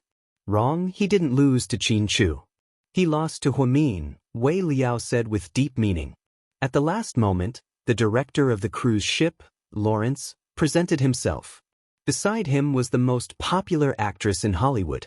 He personally signed a $30 million check to Xianxia and took a photo with him as a souvenir. When Huamin walked off the stage, he walked past Su Yu and said, "I'm sorry." "You're welcome," Su Yu replied out of the blue. Then he stood up and left. He didn't participate in this luxurious celebration. After the god of gamblers was decided, Lawrence ordered people to open 100 bottles of champagne. The atmosphere was great. A popular male singer from Europe and America started singing a rock song with a strong rhythm. Zhu Lingling forced Huamin to dance in the crowd. Huamin actually felt very uncomfortable in her heart. Su Yu had already opened his mouth to beg her.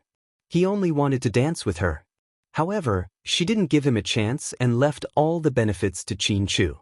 Xianxia walked down the stage and hugged Huamin. "Thank you for your hard work." "Not at all. Thank you, honey. This is what I should do." Huamin chuckled. Xianxia's victory was her wish. However, why do I always feel inexplicably sorry for Su Yu in my heart? Inside the cruise ship suite, "You're tired today. Go to bed early." Wei Liao comforted her. "You sleep first. I'm a bit bored, I want to go out and get some fresh air. Don't tell me you're going to jump into the sea." "No, I'm not tired of living yet." After speaking, Su Yu turned around and walked out of the room. Su Yu sat down on a deck chair on the deck. Then he picked up the bottle of wine he just brought and started drinking. He didn't think he did anything wrong. He just wanted to dance with her. Was it that hard to stand under the spotlight with her? Drinking alone? A voice sounded. Su Yu turned around and was a bit surprised. "Why are you here?" Huasiqian slowly walked over in a bathrobe. "I wanted to come on the first day, but something came up at the company. You know that my old man's youngest son likes to cause trouble. As soon as he came back from the Philippines, he couldn't stop and gave me a lot of trouble. I forced myself to come over. Luckily, I didn't miss the exciting scene." Yeah, it was exciting enough." Su Yu smiled bitterly. Huasiqian poured 2 glasses of wine and handed one to Suyu. Then, he slowly said, "There's nothing to be upset about. You have to get used to it. Mion's feelings for Qin Chu didn't just happen in a day or two. They accumulated over time, understand?" "Yes, I understand." When Suyu said this, he felt a dull pain in his chest. He knew that the person Huamin loved was Qin Chu. It had always been Qin Chu. Why did he still have a sliver of hope? "So, why don't you just let it go? Young Master Su, you can get anything you want. Why do you have to tire yourself out?" Huasiqian took a sip of wine and looked at Suyu.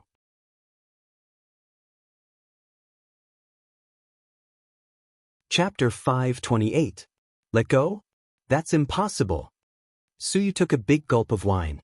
"Why do you have to Once I, Suyu, set my mind on something, I won't give up halfway. I won't play dirty tricks, I'll just take Huamin from her. It's okay if she doesn't like me, I can wait. I can wait for her to divorce, for her to break up with Qin Chu, and for her to slowly fall in love with me. I have a lot of time anyway, it really doesn't matter." After speaking, Suyu took another big gulp of wine. Huasiqian could tell that he was in a bad mood. "That little sister of mine is a demon. She doesn't have the looks to cause the downfall of cities, nor does she have a powerful background, but she always makes people want to get close to her." Huasiqian sighed. "Even if she's a demon, I'm going to marry her. In this lifetime, I won't give up until I marry Huamin." With a thrilling sound, Suyu threw an empty bottle into the vast ocean. This man seemed to be determined. Despite being thwarted time and time again, he didn't give up. Instead, he became braver and braver. "I really have to admire your spirit." Huasiqian laughed maniacally. "Don't talk about me, don't you treat her differently too?" Suyu said openly. "Yeah, I like her a lot." Huasiqian didn't hide it. "But she's your little sister. Even if you're not a member of the Hua family, you're still related in name. Don't make things worse, I'll take her myself." "I hope you succeed soon." Huasiqian didn't say anything else and only laughed. When he boarded the cruise, he saw Huamin dealing out the cards. Suyu's loss was inevitable, however, he did not expect that Suyu would fall so deeply. He knew that the love between Qin Chu and Huamin was stronger than gold, but he still did not intend to let go. Suyu and Huasiqian were drunk on the deck. When he came down, he was carried back by Wei Liao. Therefore, being friends with young Master Su was very stressful, because he caused trouble for you at any time, and you had to deal with the aftermath. Huamin dance reveal. Suyu mumbled in his sleep. "Damn you. Can you please stop? I've been hanging out with you for a year and I'm already 10 years older. Don't worry about me," Wei Liao scolded as he carried Suyu. However, he did not expect to run into Huamin at the door. Wei Liao didn't know what to say when he saw Huamin. "Is he okay?" "He's fine. He's just drunk. Is he still seasick?" "Maybe. He's not seasick anymore." "This is seasickness medicine. I got it from the reception desk. Remember to give him some. Also, if he drinks too much and goes straight to sleep, his brain will be damaged. Why don't you let him take a shower before he goes to sleep?" "Why do you care so much about him?" Wei Liao was confused. "Just think of it as me learning from Lei Feng." After speaking, Huamin stuffed the seasickness medicine into Wei Liao's bathrobe pocket, turned around, and left. Wei Liao was speechless. During the 3 days on the cruise, Huamin was nervous and excited. When he came down, he suddenly felt relieved. He was afraid that he would miss work, so he went to Southside early in the morning. The local media reported on the cruise without restraint, but they only talked about how GK's president won the God of Gamblers title and the prize money. They didn't talk about anything else. Qin Chu deposited all 120 million yuan into Huamin's account and got her a Supreme Black Card. That day, GK's stock price skyrocketed by 8 points. That night, as soon as Huamian got off work and entered the house, Qin Chu grabbed her hand and led her out. "Honey, where are we going?" "Go to Dong Tao Town with me, there's news." Upon hearing the news from Dong Tao Town, Huamin was extremely excited. She held onto Qin Chu's hand and asked, "What news?"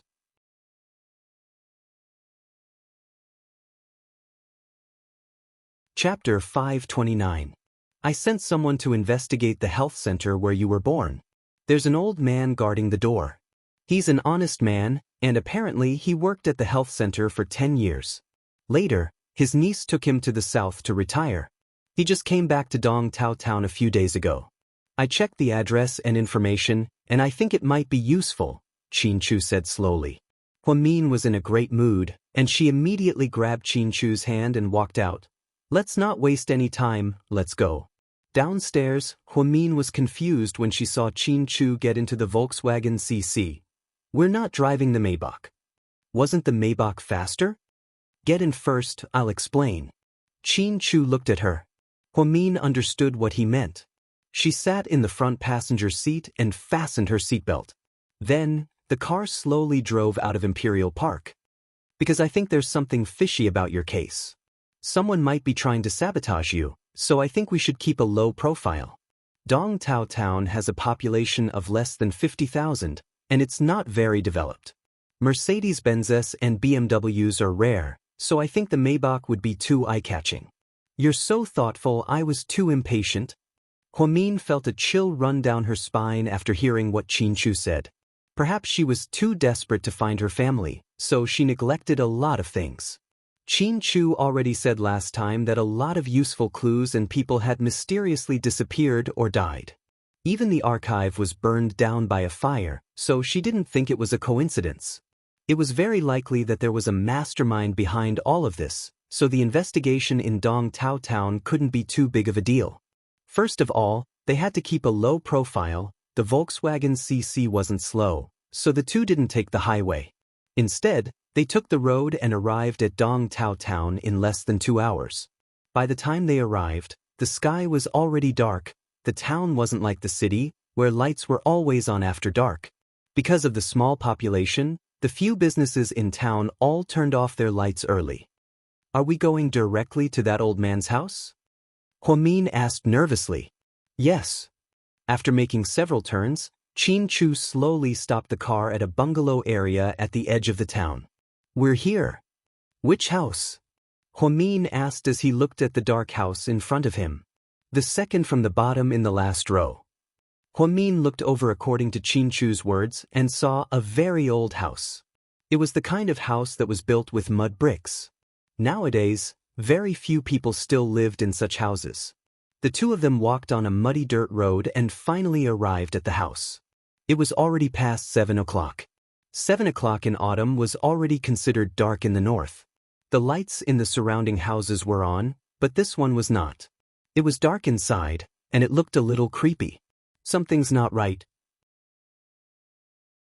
Be careful of us, Huamin whispered to Qianchu, feeling that something was wrong. Okay, you wait here. I'll go knock on the door. No, I'll go with you. Huamin was still worried and didn't want to wait here. Instead, she grabbed Qianchu's hand tightly. She wasn't a timid person. When she was in medical school, she could dissect a corpse by herself without feeling anything. In the hospital, she could push a corpse to the morgue by herself, but this time, it was different. It was a very ominous feeling. Seeing that Huamin didn't want to go with him, Qianchu had no choice but to take her to the shabby door. Bang bang bang. Qianchu knocked on the door 3 times with a lot of force. If there was anyone inside, they would have heard it. Meow meow meow. A black cat suddenly jumped out of nowhere. Huamin was so scared that she immediately hugged Qianchu tightly. Don't be scared. Excuse me, is Mr. Yang home? Qianchu knocked on the door again and shouted inside.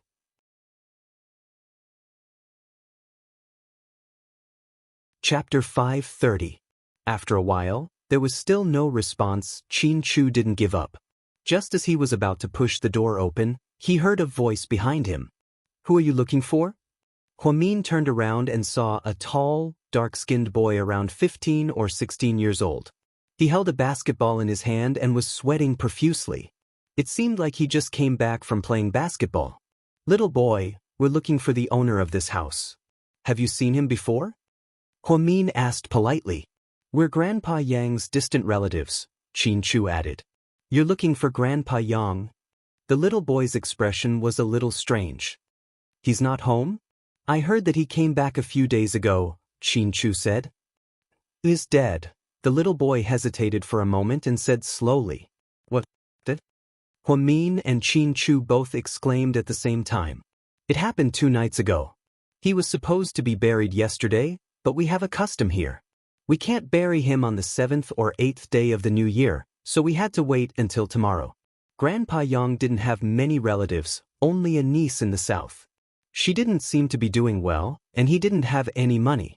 The village chief said that the body should be put in the morgue in town and cremated tomorrow before being buried. How could a person die just like that? Huamian was extremely disappointed. She had finally found a clue, but it was strangely cut off. The little boy scratched the back of his head and said, I'm not sure. My mom said that Grandpa Yang committed suicide by drinking drugs because he had no children and couldn't go back to his niece's home. But I don't think so. Grandpa Yang was a very easygoing and optimistic person. The day before he died, he even played chess with me.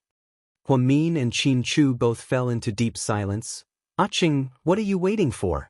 Come back for dinner. A woman in her 30s yelled from afar. Okay, Mom. After speaking, the boy turned around and said, I can't talk to you guys anymore. Mom's calling me home for dinner. Thank you, little brother. Huamin nodded at him. Seems like we're late. Qin Chu said in a low voice. That's right. He actually died. How strange. What do you want to do now? Qin Chu asked Huamin.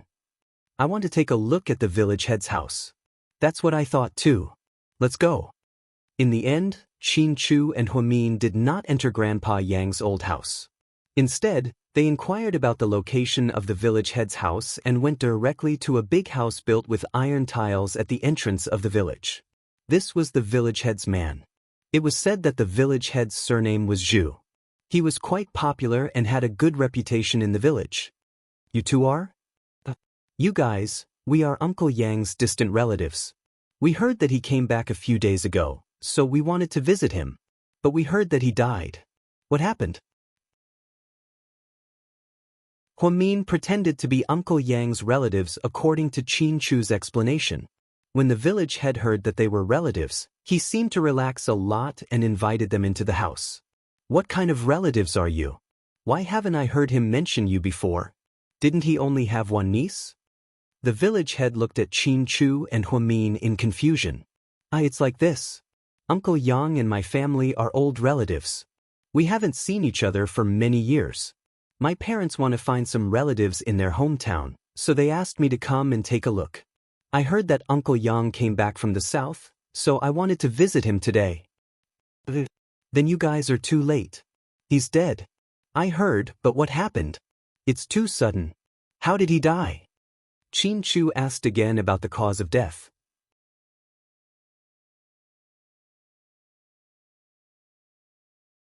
Chapter 5:31. He drank rat poison. To be honest, old Yang took things too hard. It's sad that he has no children, but there's still the government, right?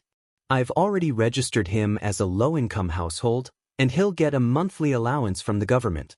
A living person won't die from holding his pee in. He just took things too hard. We're all sad. The village chief's eyes were filled with sadness. Why would he drink pesticide out of nowhere? Did they do an autopsy? It was suicide. Wasn't it premeditated murder? Huamin didn't believe it, so he asked the main point. The village chief was slightly shocked. Murder? That's impossible. He must have committed suicide. How are you so sure? Qin Chu asked again. Because he went to the pesticide store in town to buy the rat poison. The store owner admitted it herself. He said that he bought it because there were many rats in his house. Who knew that he drank it himself? Sigh. The village chief sighed heavily after he finished speaking. Qin Chu and Huamin looked at each other in tacit understanding. After he died, did his niece come back? Qin Chu remembered that Uncle Yang had a relative. I told her, but I don't think she'll come. Huamin asked. To be honest, Uncle Yang went to the south for many years. We thought he was there to retire, but we heard that his niece's marriage changed. Her husband cheated on her and they divorced. His niece had no choice but to remarry. However, the family she remarried to had only one request. They could take care of the children, but not the old ones. I heard that they were very strict with his niece and didn't even give her money. She didn't even have travel expenses, so how could she return? Old Yang's body is in the hospital's cold storage. Tomorrow morning, I'll get someone to take his body away and cremate it. The cost of the cremation was raised by the villagers. How pitiful. Now, Qin Chu and Huamin understood why Uncle Yang suddenly came back from the south. It turned out that his niece's family changed and she remarried. She couldn't tolerate him, so Uncle Yang didn't want to delay her remarriage. She came back to the north alone, but there was no reason for her to commit suicide. After coming back, it wasn't like they couldn't live anymore. The country treated lonely old people pretty well, and they could maintain their livelihood. He had only been back for less than a week, and yet he had committed suicide. Huamin felt that it was a little unreasonable. Chief, has his body been examined? Yes, it's the rat poison. Have the police investigated the scene? Are there any traces of other people? For example, footprints or fingerprints? Huamin asked again. Miss, isn't your question funny? Since it was already confirmed that she had committed suicide, what was the point of doing that? Besides, Huamin and old Yang get along very well. He has no grievances with us, so why would anyone want to harm him? Also, there's no benefit to be gained from doing so. Don't bully me because I'm a farmer who doesn't study much, but there's still a motive to kill, right? The village chief felt that Huamin's question was a little ridiculous. I'm sorry, I'm just asking. After all, we don't feel good if we can't find Uncle Yang. It's okay, I can understand. By the way, judging by your clothes, you must be from the city, right? Where are you from? The village chief didn't know if he asked this intentionally or not. Qin Chu pressed down on Huamin's hand and said, We're from T-City. We're just running a small business in the city. Old Yang is really unlucky. If you guys had come earlier, if he knew that he had relatives, he wouldn't have killed himself, the village chief said slowly. Qin Chu quietly took out his wallet and took out 10,000 yuan and handed it to the village chief. Chief, take this as the cost for tomorrow's cremation. Use the rest to find a good grave for Uncle Yang. I hope he can rest in peace. This? The village chief seemed to be shocked by the 10,000 yuan. Take it, chief. Sorry for troubling you. We still have things to do, so I'm afraid we won't be able to attend the funeral tomorrow, Qin Chu added. Okay. Don't worry, I'll take care of it properly. The village chief took the 10,000 yuan with trembling hands and promised again. When they left the village chief's house, it was almost 10 at night. The village chief was very enthusiastic and asked his wife to cook a few dishes for them.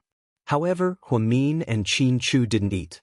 After getting into the car, Qin Chu asked, Honey, how much of the village chief's words do you believe?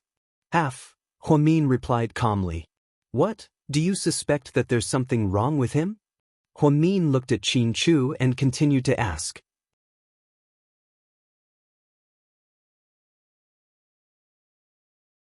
Chapter 5:32. We can't say for sure yet, there are too many suspicious points. Are we leaving the village now? Aren't we going to check out Uncle Yang's old house? Huamin thought about the creepy old house. Although she was scared, she still wanted to check it out. What if there were clues? Qin Chu shook his head. It's too risky. If Uncle Yang really was murdered, then the killer is probably still watching the old house right now. We're outsiders, and it's already very suspicious that we're visiting the village. If we enter the house, we'll alert the killer. Plus, if he killed us, why would he leave any evidence behind? I just can't accept it. Huamin understood what Qin Chu said, but she was right. She just couldn't accept it.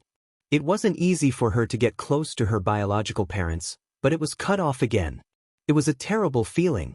Qin Chu drove with one hand and patted the back of Huamin's hand with the other. I know, Mian, you have to stay calm. All the mysteries will be solved one day. As long as I'm alive, I'll do everything I can to help you find your biological parents so that you can reunite with them as soon as possible. Maybe they don't want to see me. Huamin began to feel depressed. It was rare for her to feel so depressed. They won't, they'll be happy to have such a cute daughter, Qin Chu comforted her. Honey, can I still find them? Huamin wasn't confident. Of course, as long as you want to you can. Huamin didn't say anything, and the car silently drove on the small country road. The two originally planned to leave Dong Tao town, but when they were a few hundred meters away from town, they stopped at a gas station to fill up. Huamin suddenly said, "Honey, leave the car here, we'll take a taxi back." "What's wrong?" Qin Chu looked at her in confusion. "If someone is watching us, they should know that we have left because they saw our car leave.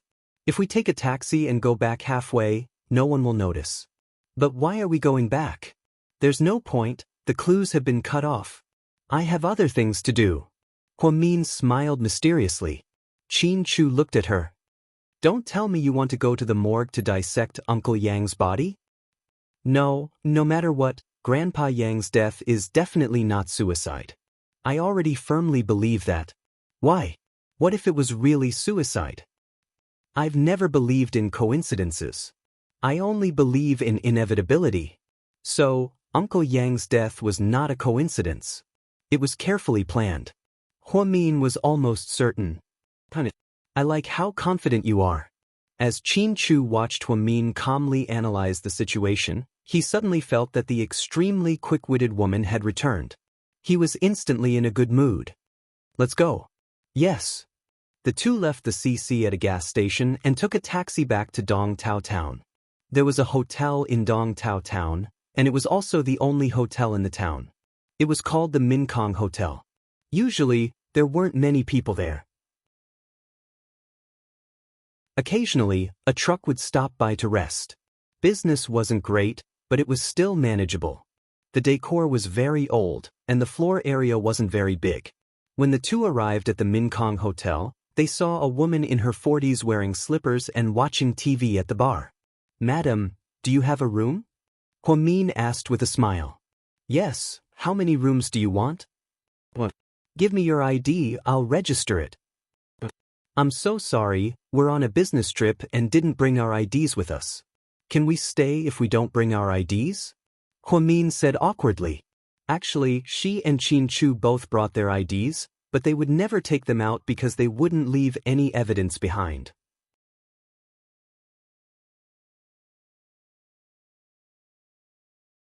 Chapter 5:33. You didn't bring any? That won't do. You can't stay here without an ID card. They've been very strict recently. When the lady boss heard Huamin say that he didn't bring any, she immediately waved her hand and refused. "Lady boss, can you please make an exception? We're really tired. We want to rest here for one night. Just one night is fine." "I really can't. They're too strict. We're also afraid that they'll investigate.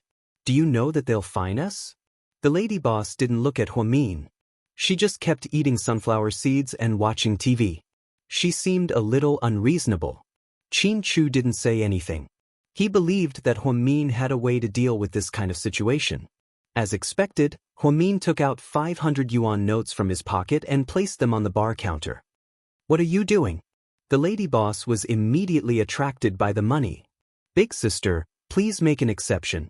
Can we give you 500 yuan for one night?" When Huamin came in, he glanced at the prices at the door. The rooms here weren't divided into different tiers. There were only 6 rooms, and each room was 88 yuan. Therefore, if Huamin paid 500 yuan at once, it was equivalent to booking the entire hotel. "This?" The lady boss looked hesitant. "If you don't agree, then we'll have to go to the next town." As he spoke, Huamin wanted to take the money back. The lady boss immediately pressed down on Huamin's hand. "Alright, stay here. But if someone comes to investigate later, you'll have to say that you're our relatives. Don't say that you're a guest, okay?" "Okay, thank you, big sister." In order to get closer, Huamin kept calling her big sister. Then, the two went up to the second floor. The innermost room was less than 10 square meters, and there was only one bed. There wasn't even a private bathroom. The bathroom was for public use. It was at the entrance of the second floor. It was very small and simple. However, in a place like this, the environment could only be like this. "Honey, you insisted on coming back just to spend 500 yuan to stay in this small hotel?" Qin Chu smiled at Huamin. 500 yuan was probably enough to stay in a 4-star hotel with a better environment. "Don't worry, don't I have my reasons?" "What's the reason?" Let's hear it. Qin Chu didn't know what Huamin wanted to do, but she definitely had a better idea. Since ancient times, inns have always been the best place to gather information. Because there are so many people coming and going, information is dense.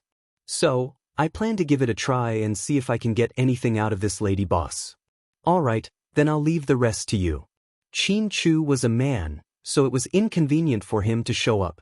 After getting a room, they could only lie down in the room and bide their time. Otherwise, if the two of them went, they were afraid that the lady boss would be on guard. Then I'll go out and have a chat. Be careful. Qin Chu was still worried. I know. Huamin turned around and walked downstairs. Just then the door of the room next door opened. A burly man with a dark face walked out in a pair of large underpants. His upper body was bare, and he was even holding a foot basin. When he saw Huamin, he froze. Huamin ignored him and went downstairs. Then, she moved a small stool and sat down in front of the bar. Miss, you don't have air conditioning here. It's pretty hot upstairs, so I came down to cool off. Huamin said as she picked up the fan on the bar. It wasn't hot in September, but the room in the inn was too small and the windows were small, so it was stuffy. This place doesn't have air conditioning. It's not like the hotels in the big cities. Plus, 88 yuan is already a good deal. It's not even enough to cover the electricity bill. We don't know how to install air conditioning. You're right. Huamin smiled. Then, she glanced at the TV show that the lady boss was watching. It turned out to be a very popular web series called Yuzui. It was said to be a highly intelligent and brain-burning show with a good plot. Miss, you like to watch these kinds of police and gangster shows too? Huamin looked at her in surprise.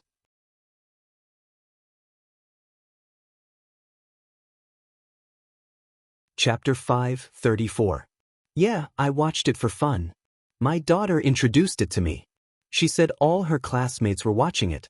Since we installed an internet connection last year, I decided to watch a few episodes for fun. Big sister, you look very young. How old is your daughter? Huamin asked casually. Take a guess. The big sister seemed to be in a good mood. Is she 15? Huamin asked softly. She's almost 25. Ah? That's old, but you look so young. Huamin was sweating profusely. I'm not young anymore. I'm 45. People here get married early. I got married when I was 19 and had a child when I was 20. No wonder. That's quite a coincidence. Your daughter is about the same age as me. I'm almost 25. My mother is a little older. She's almost 50. Huamin chatted casually. At that moment, the dark-skinned man came downstairs and gave the lady boss a look. The lady boss stood up and walked over. The two of them talked about something and looked at each other a few times. Huamin felt that it had something to do with him, so he became even more vigilant. In the end, the lady boss said something to the man, and the dark-skinned man turned around and went upstairs unhappily. Is that your husband? Big sister? How is that my husband? He's a truck driver. He's staying here overnight. The lady boss immediately denied. Huamin smiled faintly and didn't ask any more questions. He found a topic and asked, Big sister, when you gave birth, it was a natural birth, right? Did it hurt? Where did you give birth?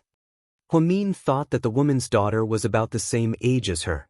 If she also gave birth in the town's hospital, then wouldn't he be able to take the opportunity to ask about what happened back then? My daughter was not even a month old, and I accidentally slipped and fell, so I gave birth prematurely.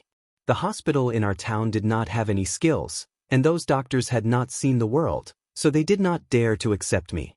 So my husband called a tricycle and sent me to the hospital in the city. After a day and a night, I finally gave birth. After that, I thought that I would only give birth to this one, and I would not have a second child even if I was beaten to death. Big sister, you only have one daughter. That's right, he's the only one. The old woman was quite proud. That's good. It's a lighter burden to have a child. Nowadays, raising a child requires a lot of energy and money. Little sister, you speak so well.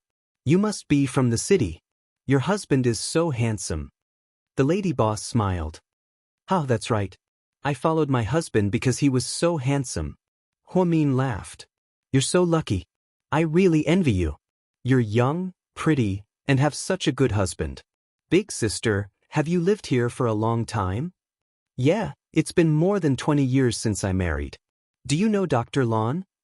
Which Dr. Lon? The lady boss asked absent-mindedly as she watched the TV series. The Dr. Lon who delivered the baby at the hospital. The lady boss's expression changed slightly when she heard this. Then, she looked at Huamin in confusion. Why are you asking about her? It's like this. Dr. Lon delivered my aunt's baby when she gave birth. Now, she wants a replacement birth certificate. The police station needs the hospital's stamp, and it has to be the hospital where she was born.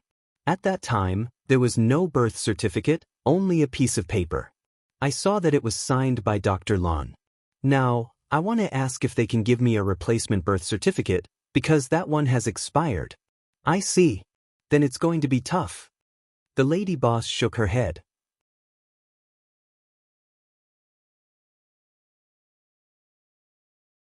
Chapter 5:35. What's wrong? Did Dr. Lon retire? Huamin asked on purpose. She didn't retire. She moved away. Her whole family moved away. Moved away? Where did they move to? I'm not sure. It has become one of the 3 unsolved mysteries in our town. I really don't understand. If you want to move, just move. Why do you have to be so secretive? They don't want the house, they don't want the furniture, and they didn't even take their clothes. I don't know what happened. It's really strange. You're saying, when Dr. Lon left, the house wasn't sold, the furniture was still there, and the clothes were still there. Only the people were gone, right? It's so strange. No one knows where they went. Even now, their house is still empty. There's even grass growing in the yard. Oh, I see. Sis, what are the other 2 unsolved mysteries in your town? I'm just curious. I always want to hear interesting gossip. The other 2 mysteries are about the strange fire at the hospital. That fire, was there anything strange about it? Of course. It caught on fire in the middle of the night. No one could put it out. The fire was very strange. The strangest thing was that the other rooms were fine. Only the archives room caught fire. In the end, all the records were destroyed. The hospital had to rebuild the archives. Luckily, no one died. The fire was so scary that my husband and I went to the scene. You're saying the fire couldn't be put out? How's that possible? Huamin smiled. It's true. You might not believe me even if I tell you, but the fire couldn't be extinguished by water. It kept burning and burning until it was extinguished by itself. The elders said that there was a monster in the room, a spider spirit or something like that. They said that it was a heavenly fire that was used to enforce justice on behalf of the heavens and destroy those monsters. That's an interesting legend. What about the other one? Huamin continued to ask. The other one? The shop owner was about to say when a man walked in. He saw a man in his 40s walk in. He was thin and wore a black shirt. What nonsense are you talking about? You're back? The shop owner asked intimately. Huamin guessed that this was the boss's husband. The girl who came to stay in our inn is very curious, so I'll tell her some things about our town. What's there to talk about in town? Shut your mouth. The man seemed unhappy. I'm just chatting. Do you have to be like this? You go to sleep, I'll watch the rest of the night. After that, the man walked to the bar counter and turned off the lady boss's computer. Boss Nian seemed to be a little afraid of her husband. She smiled awkwardly and then greeted Huamin. You should go back and sleep too. Bye-bye, big sister. Huamin felt that it was a pity that she did not hear the 3rd unsolved mystery, but she vaguely felt that it was related to the hospital. It all seemed to be related to what had happened back then, an unquenchable fire? This is really interesting. I didn't come here in vain. After returning to the room, Huamin tiredly walked over and threw herself into Qinchu's arms. Just as she was about to speak, she heard a loud noise coming from next door. Then, there was the sound of a human body rubbing against each other. It was very clear that it was coming from the room next door. Huamin suddenly thought of the black-faced man, and she imagined all kinds of scenarios. The soundproofing here isn't very good, right? Huamin smiled awkwardly. Qin Chu laughed and pinched Huamin's face. He deliberately teased her, "How about we do it again?"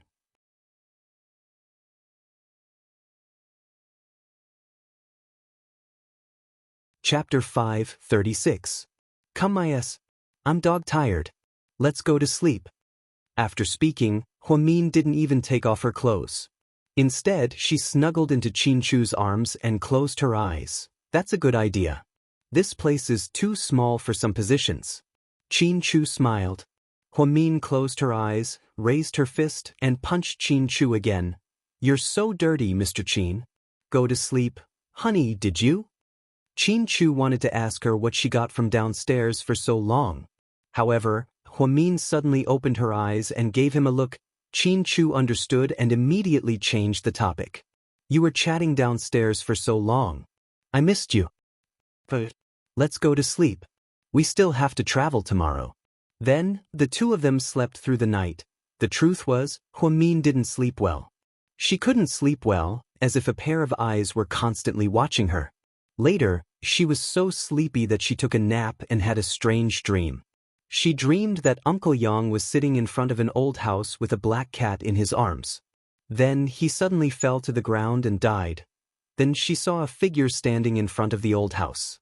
She couldn't tell who it was. Huamin wanted to chase after the figure.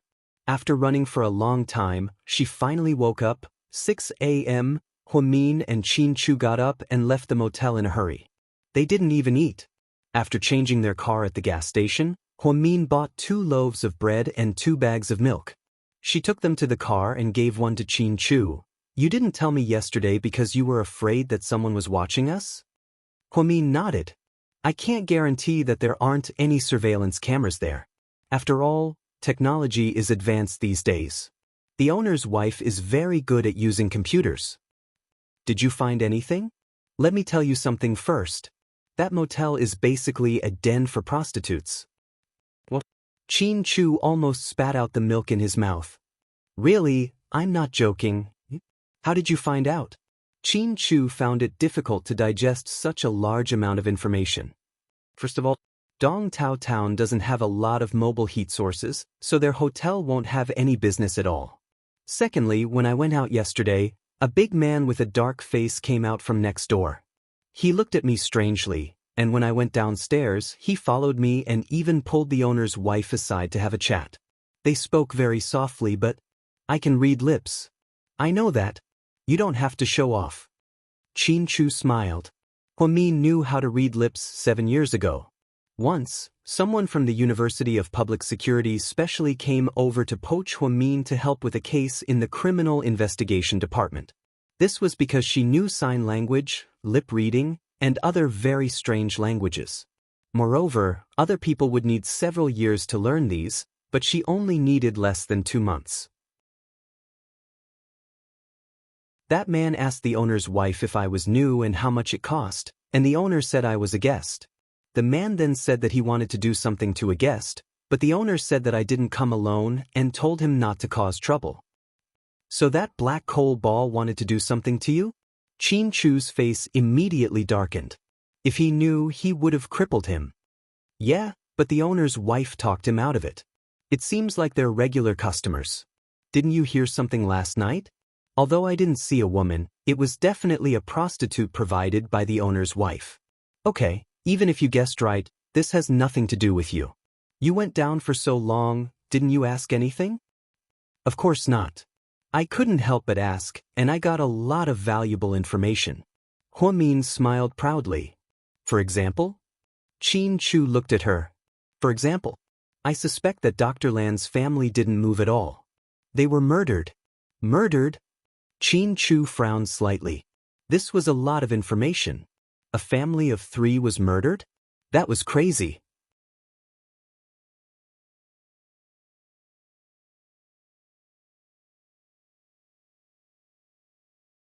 Chapter 5:37. Huamin nodded. According to the owner, Dr. Lan's family didn't sell their house, didn't move their furniture, and didn't even take their clothes. It's as if they disappeared into thin air. That doesn't make sense. That doesn't mean they were killed. Maybe they left because of an emergency? Xianxia didn't agree with Huamin's point of view. That's possible, but I think it's very unlikely.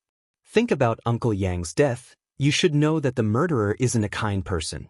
If he didn't even let an old man go, why would he let Dr. Lan, the main witness? Don't forget that Dr. Lan was the main person involved in the whole incident. She's dead, so there's no evidence. I don't think a murderer who could quietly kill Uncle Yang and make it look like a suicide would be stupid enough to let Dr. Lan and her family escape. After Huamin finished his analysis, Xianxia sucked in a breath of cold air. You're so meticulous. I overlooked the connection between the two cases. You're right, a suspect who could even kill an old man is a kind person. But everything depends on evidence. Should we go to Dr. Lan's old house and take a look? Of course not. Unless it's absolutely necessary, we can't return to this town. But seeing how cautious Huamin was, Xianxia was a bit doubtful. Because there are too many eyes in this town and too many suspicious people. We don't know who is trustworthy, so we can't take the risk. If we find a new witness, we have to find her before that person kills her. Otherwise, we might be killed again. The owner's husband, that man, although I haven't interacted much with him, he's very strange. How so? Huamin thought for a moment and carefully recalled, my sixth sense, a woman's sharp intuition. I feel like that person isn't as simple as he seems. Plus, it was the first time we met, and he didn't seem friendly to me. I feel like something's wrong. Maybe you're too nervous? Xianxia comforted. Maybe, but I'm sure of one thing. What? The fire that burned down the archives of the health center was definitely man-made. Not only was it man-made, but it was also done by someone who knows a lot about chemistry. Why do you say that? This was something that Xianxia did not expect. Huamin looked at Xianxia with a smile. The owner told me that the fire was very strange. He couldn't even extinguish the fire when he tried. That's why the old man said that it was a fire from the heavens, a fire meant to burn monsters to death. That's how the rumor spread. However, the owner's wife also witnessed the fire with her own eyes. She also said that the fire grew bigger after she watered it. It was very scary. Do you think, under those circumstances, the more she watered, the bigger the fire became? I understand now. The person who set the fire is someone who understands the principles of chemistry. He stored some chemical substances in the place where the fire started, such as potassium, sodium, magnesium, calcium carbide, quicklime, and other flammable substances. Because these substances react when they come into contact with water, not only did the fire not go out, it grew bigger and bigger. The people who didn't know the inside story thought it was some kind of heavenly fire. Yes, that's it. Huamin nodded. I didn't expect so many strange things to happen in a small town. Mian, I have a feeling that your biological parents are not ordinary people. Their identities might be very complicated, Xianxia guessed as he looked at Huamin. I have that feeling too, Huamin said uneasily. But no matter what, I will help you find them. Don't worry, Xianxia comforted him again. When the two returned to Sea City, they went straight to their respective workplaces. Huamin had just arrived at Southside when he heard a nurse say, Head nurse, Deputy Director Guo wants you to go to his office. Huamin nodded. He hurriedly changed into his white lab coat and walked upstairs to the Deputy Director's office. You're tuning in to the Wang Lin's Journey YouTube channel. Don't forget to subscribe and join us on this journey to catch the most captivating stories.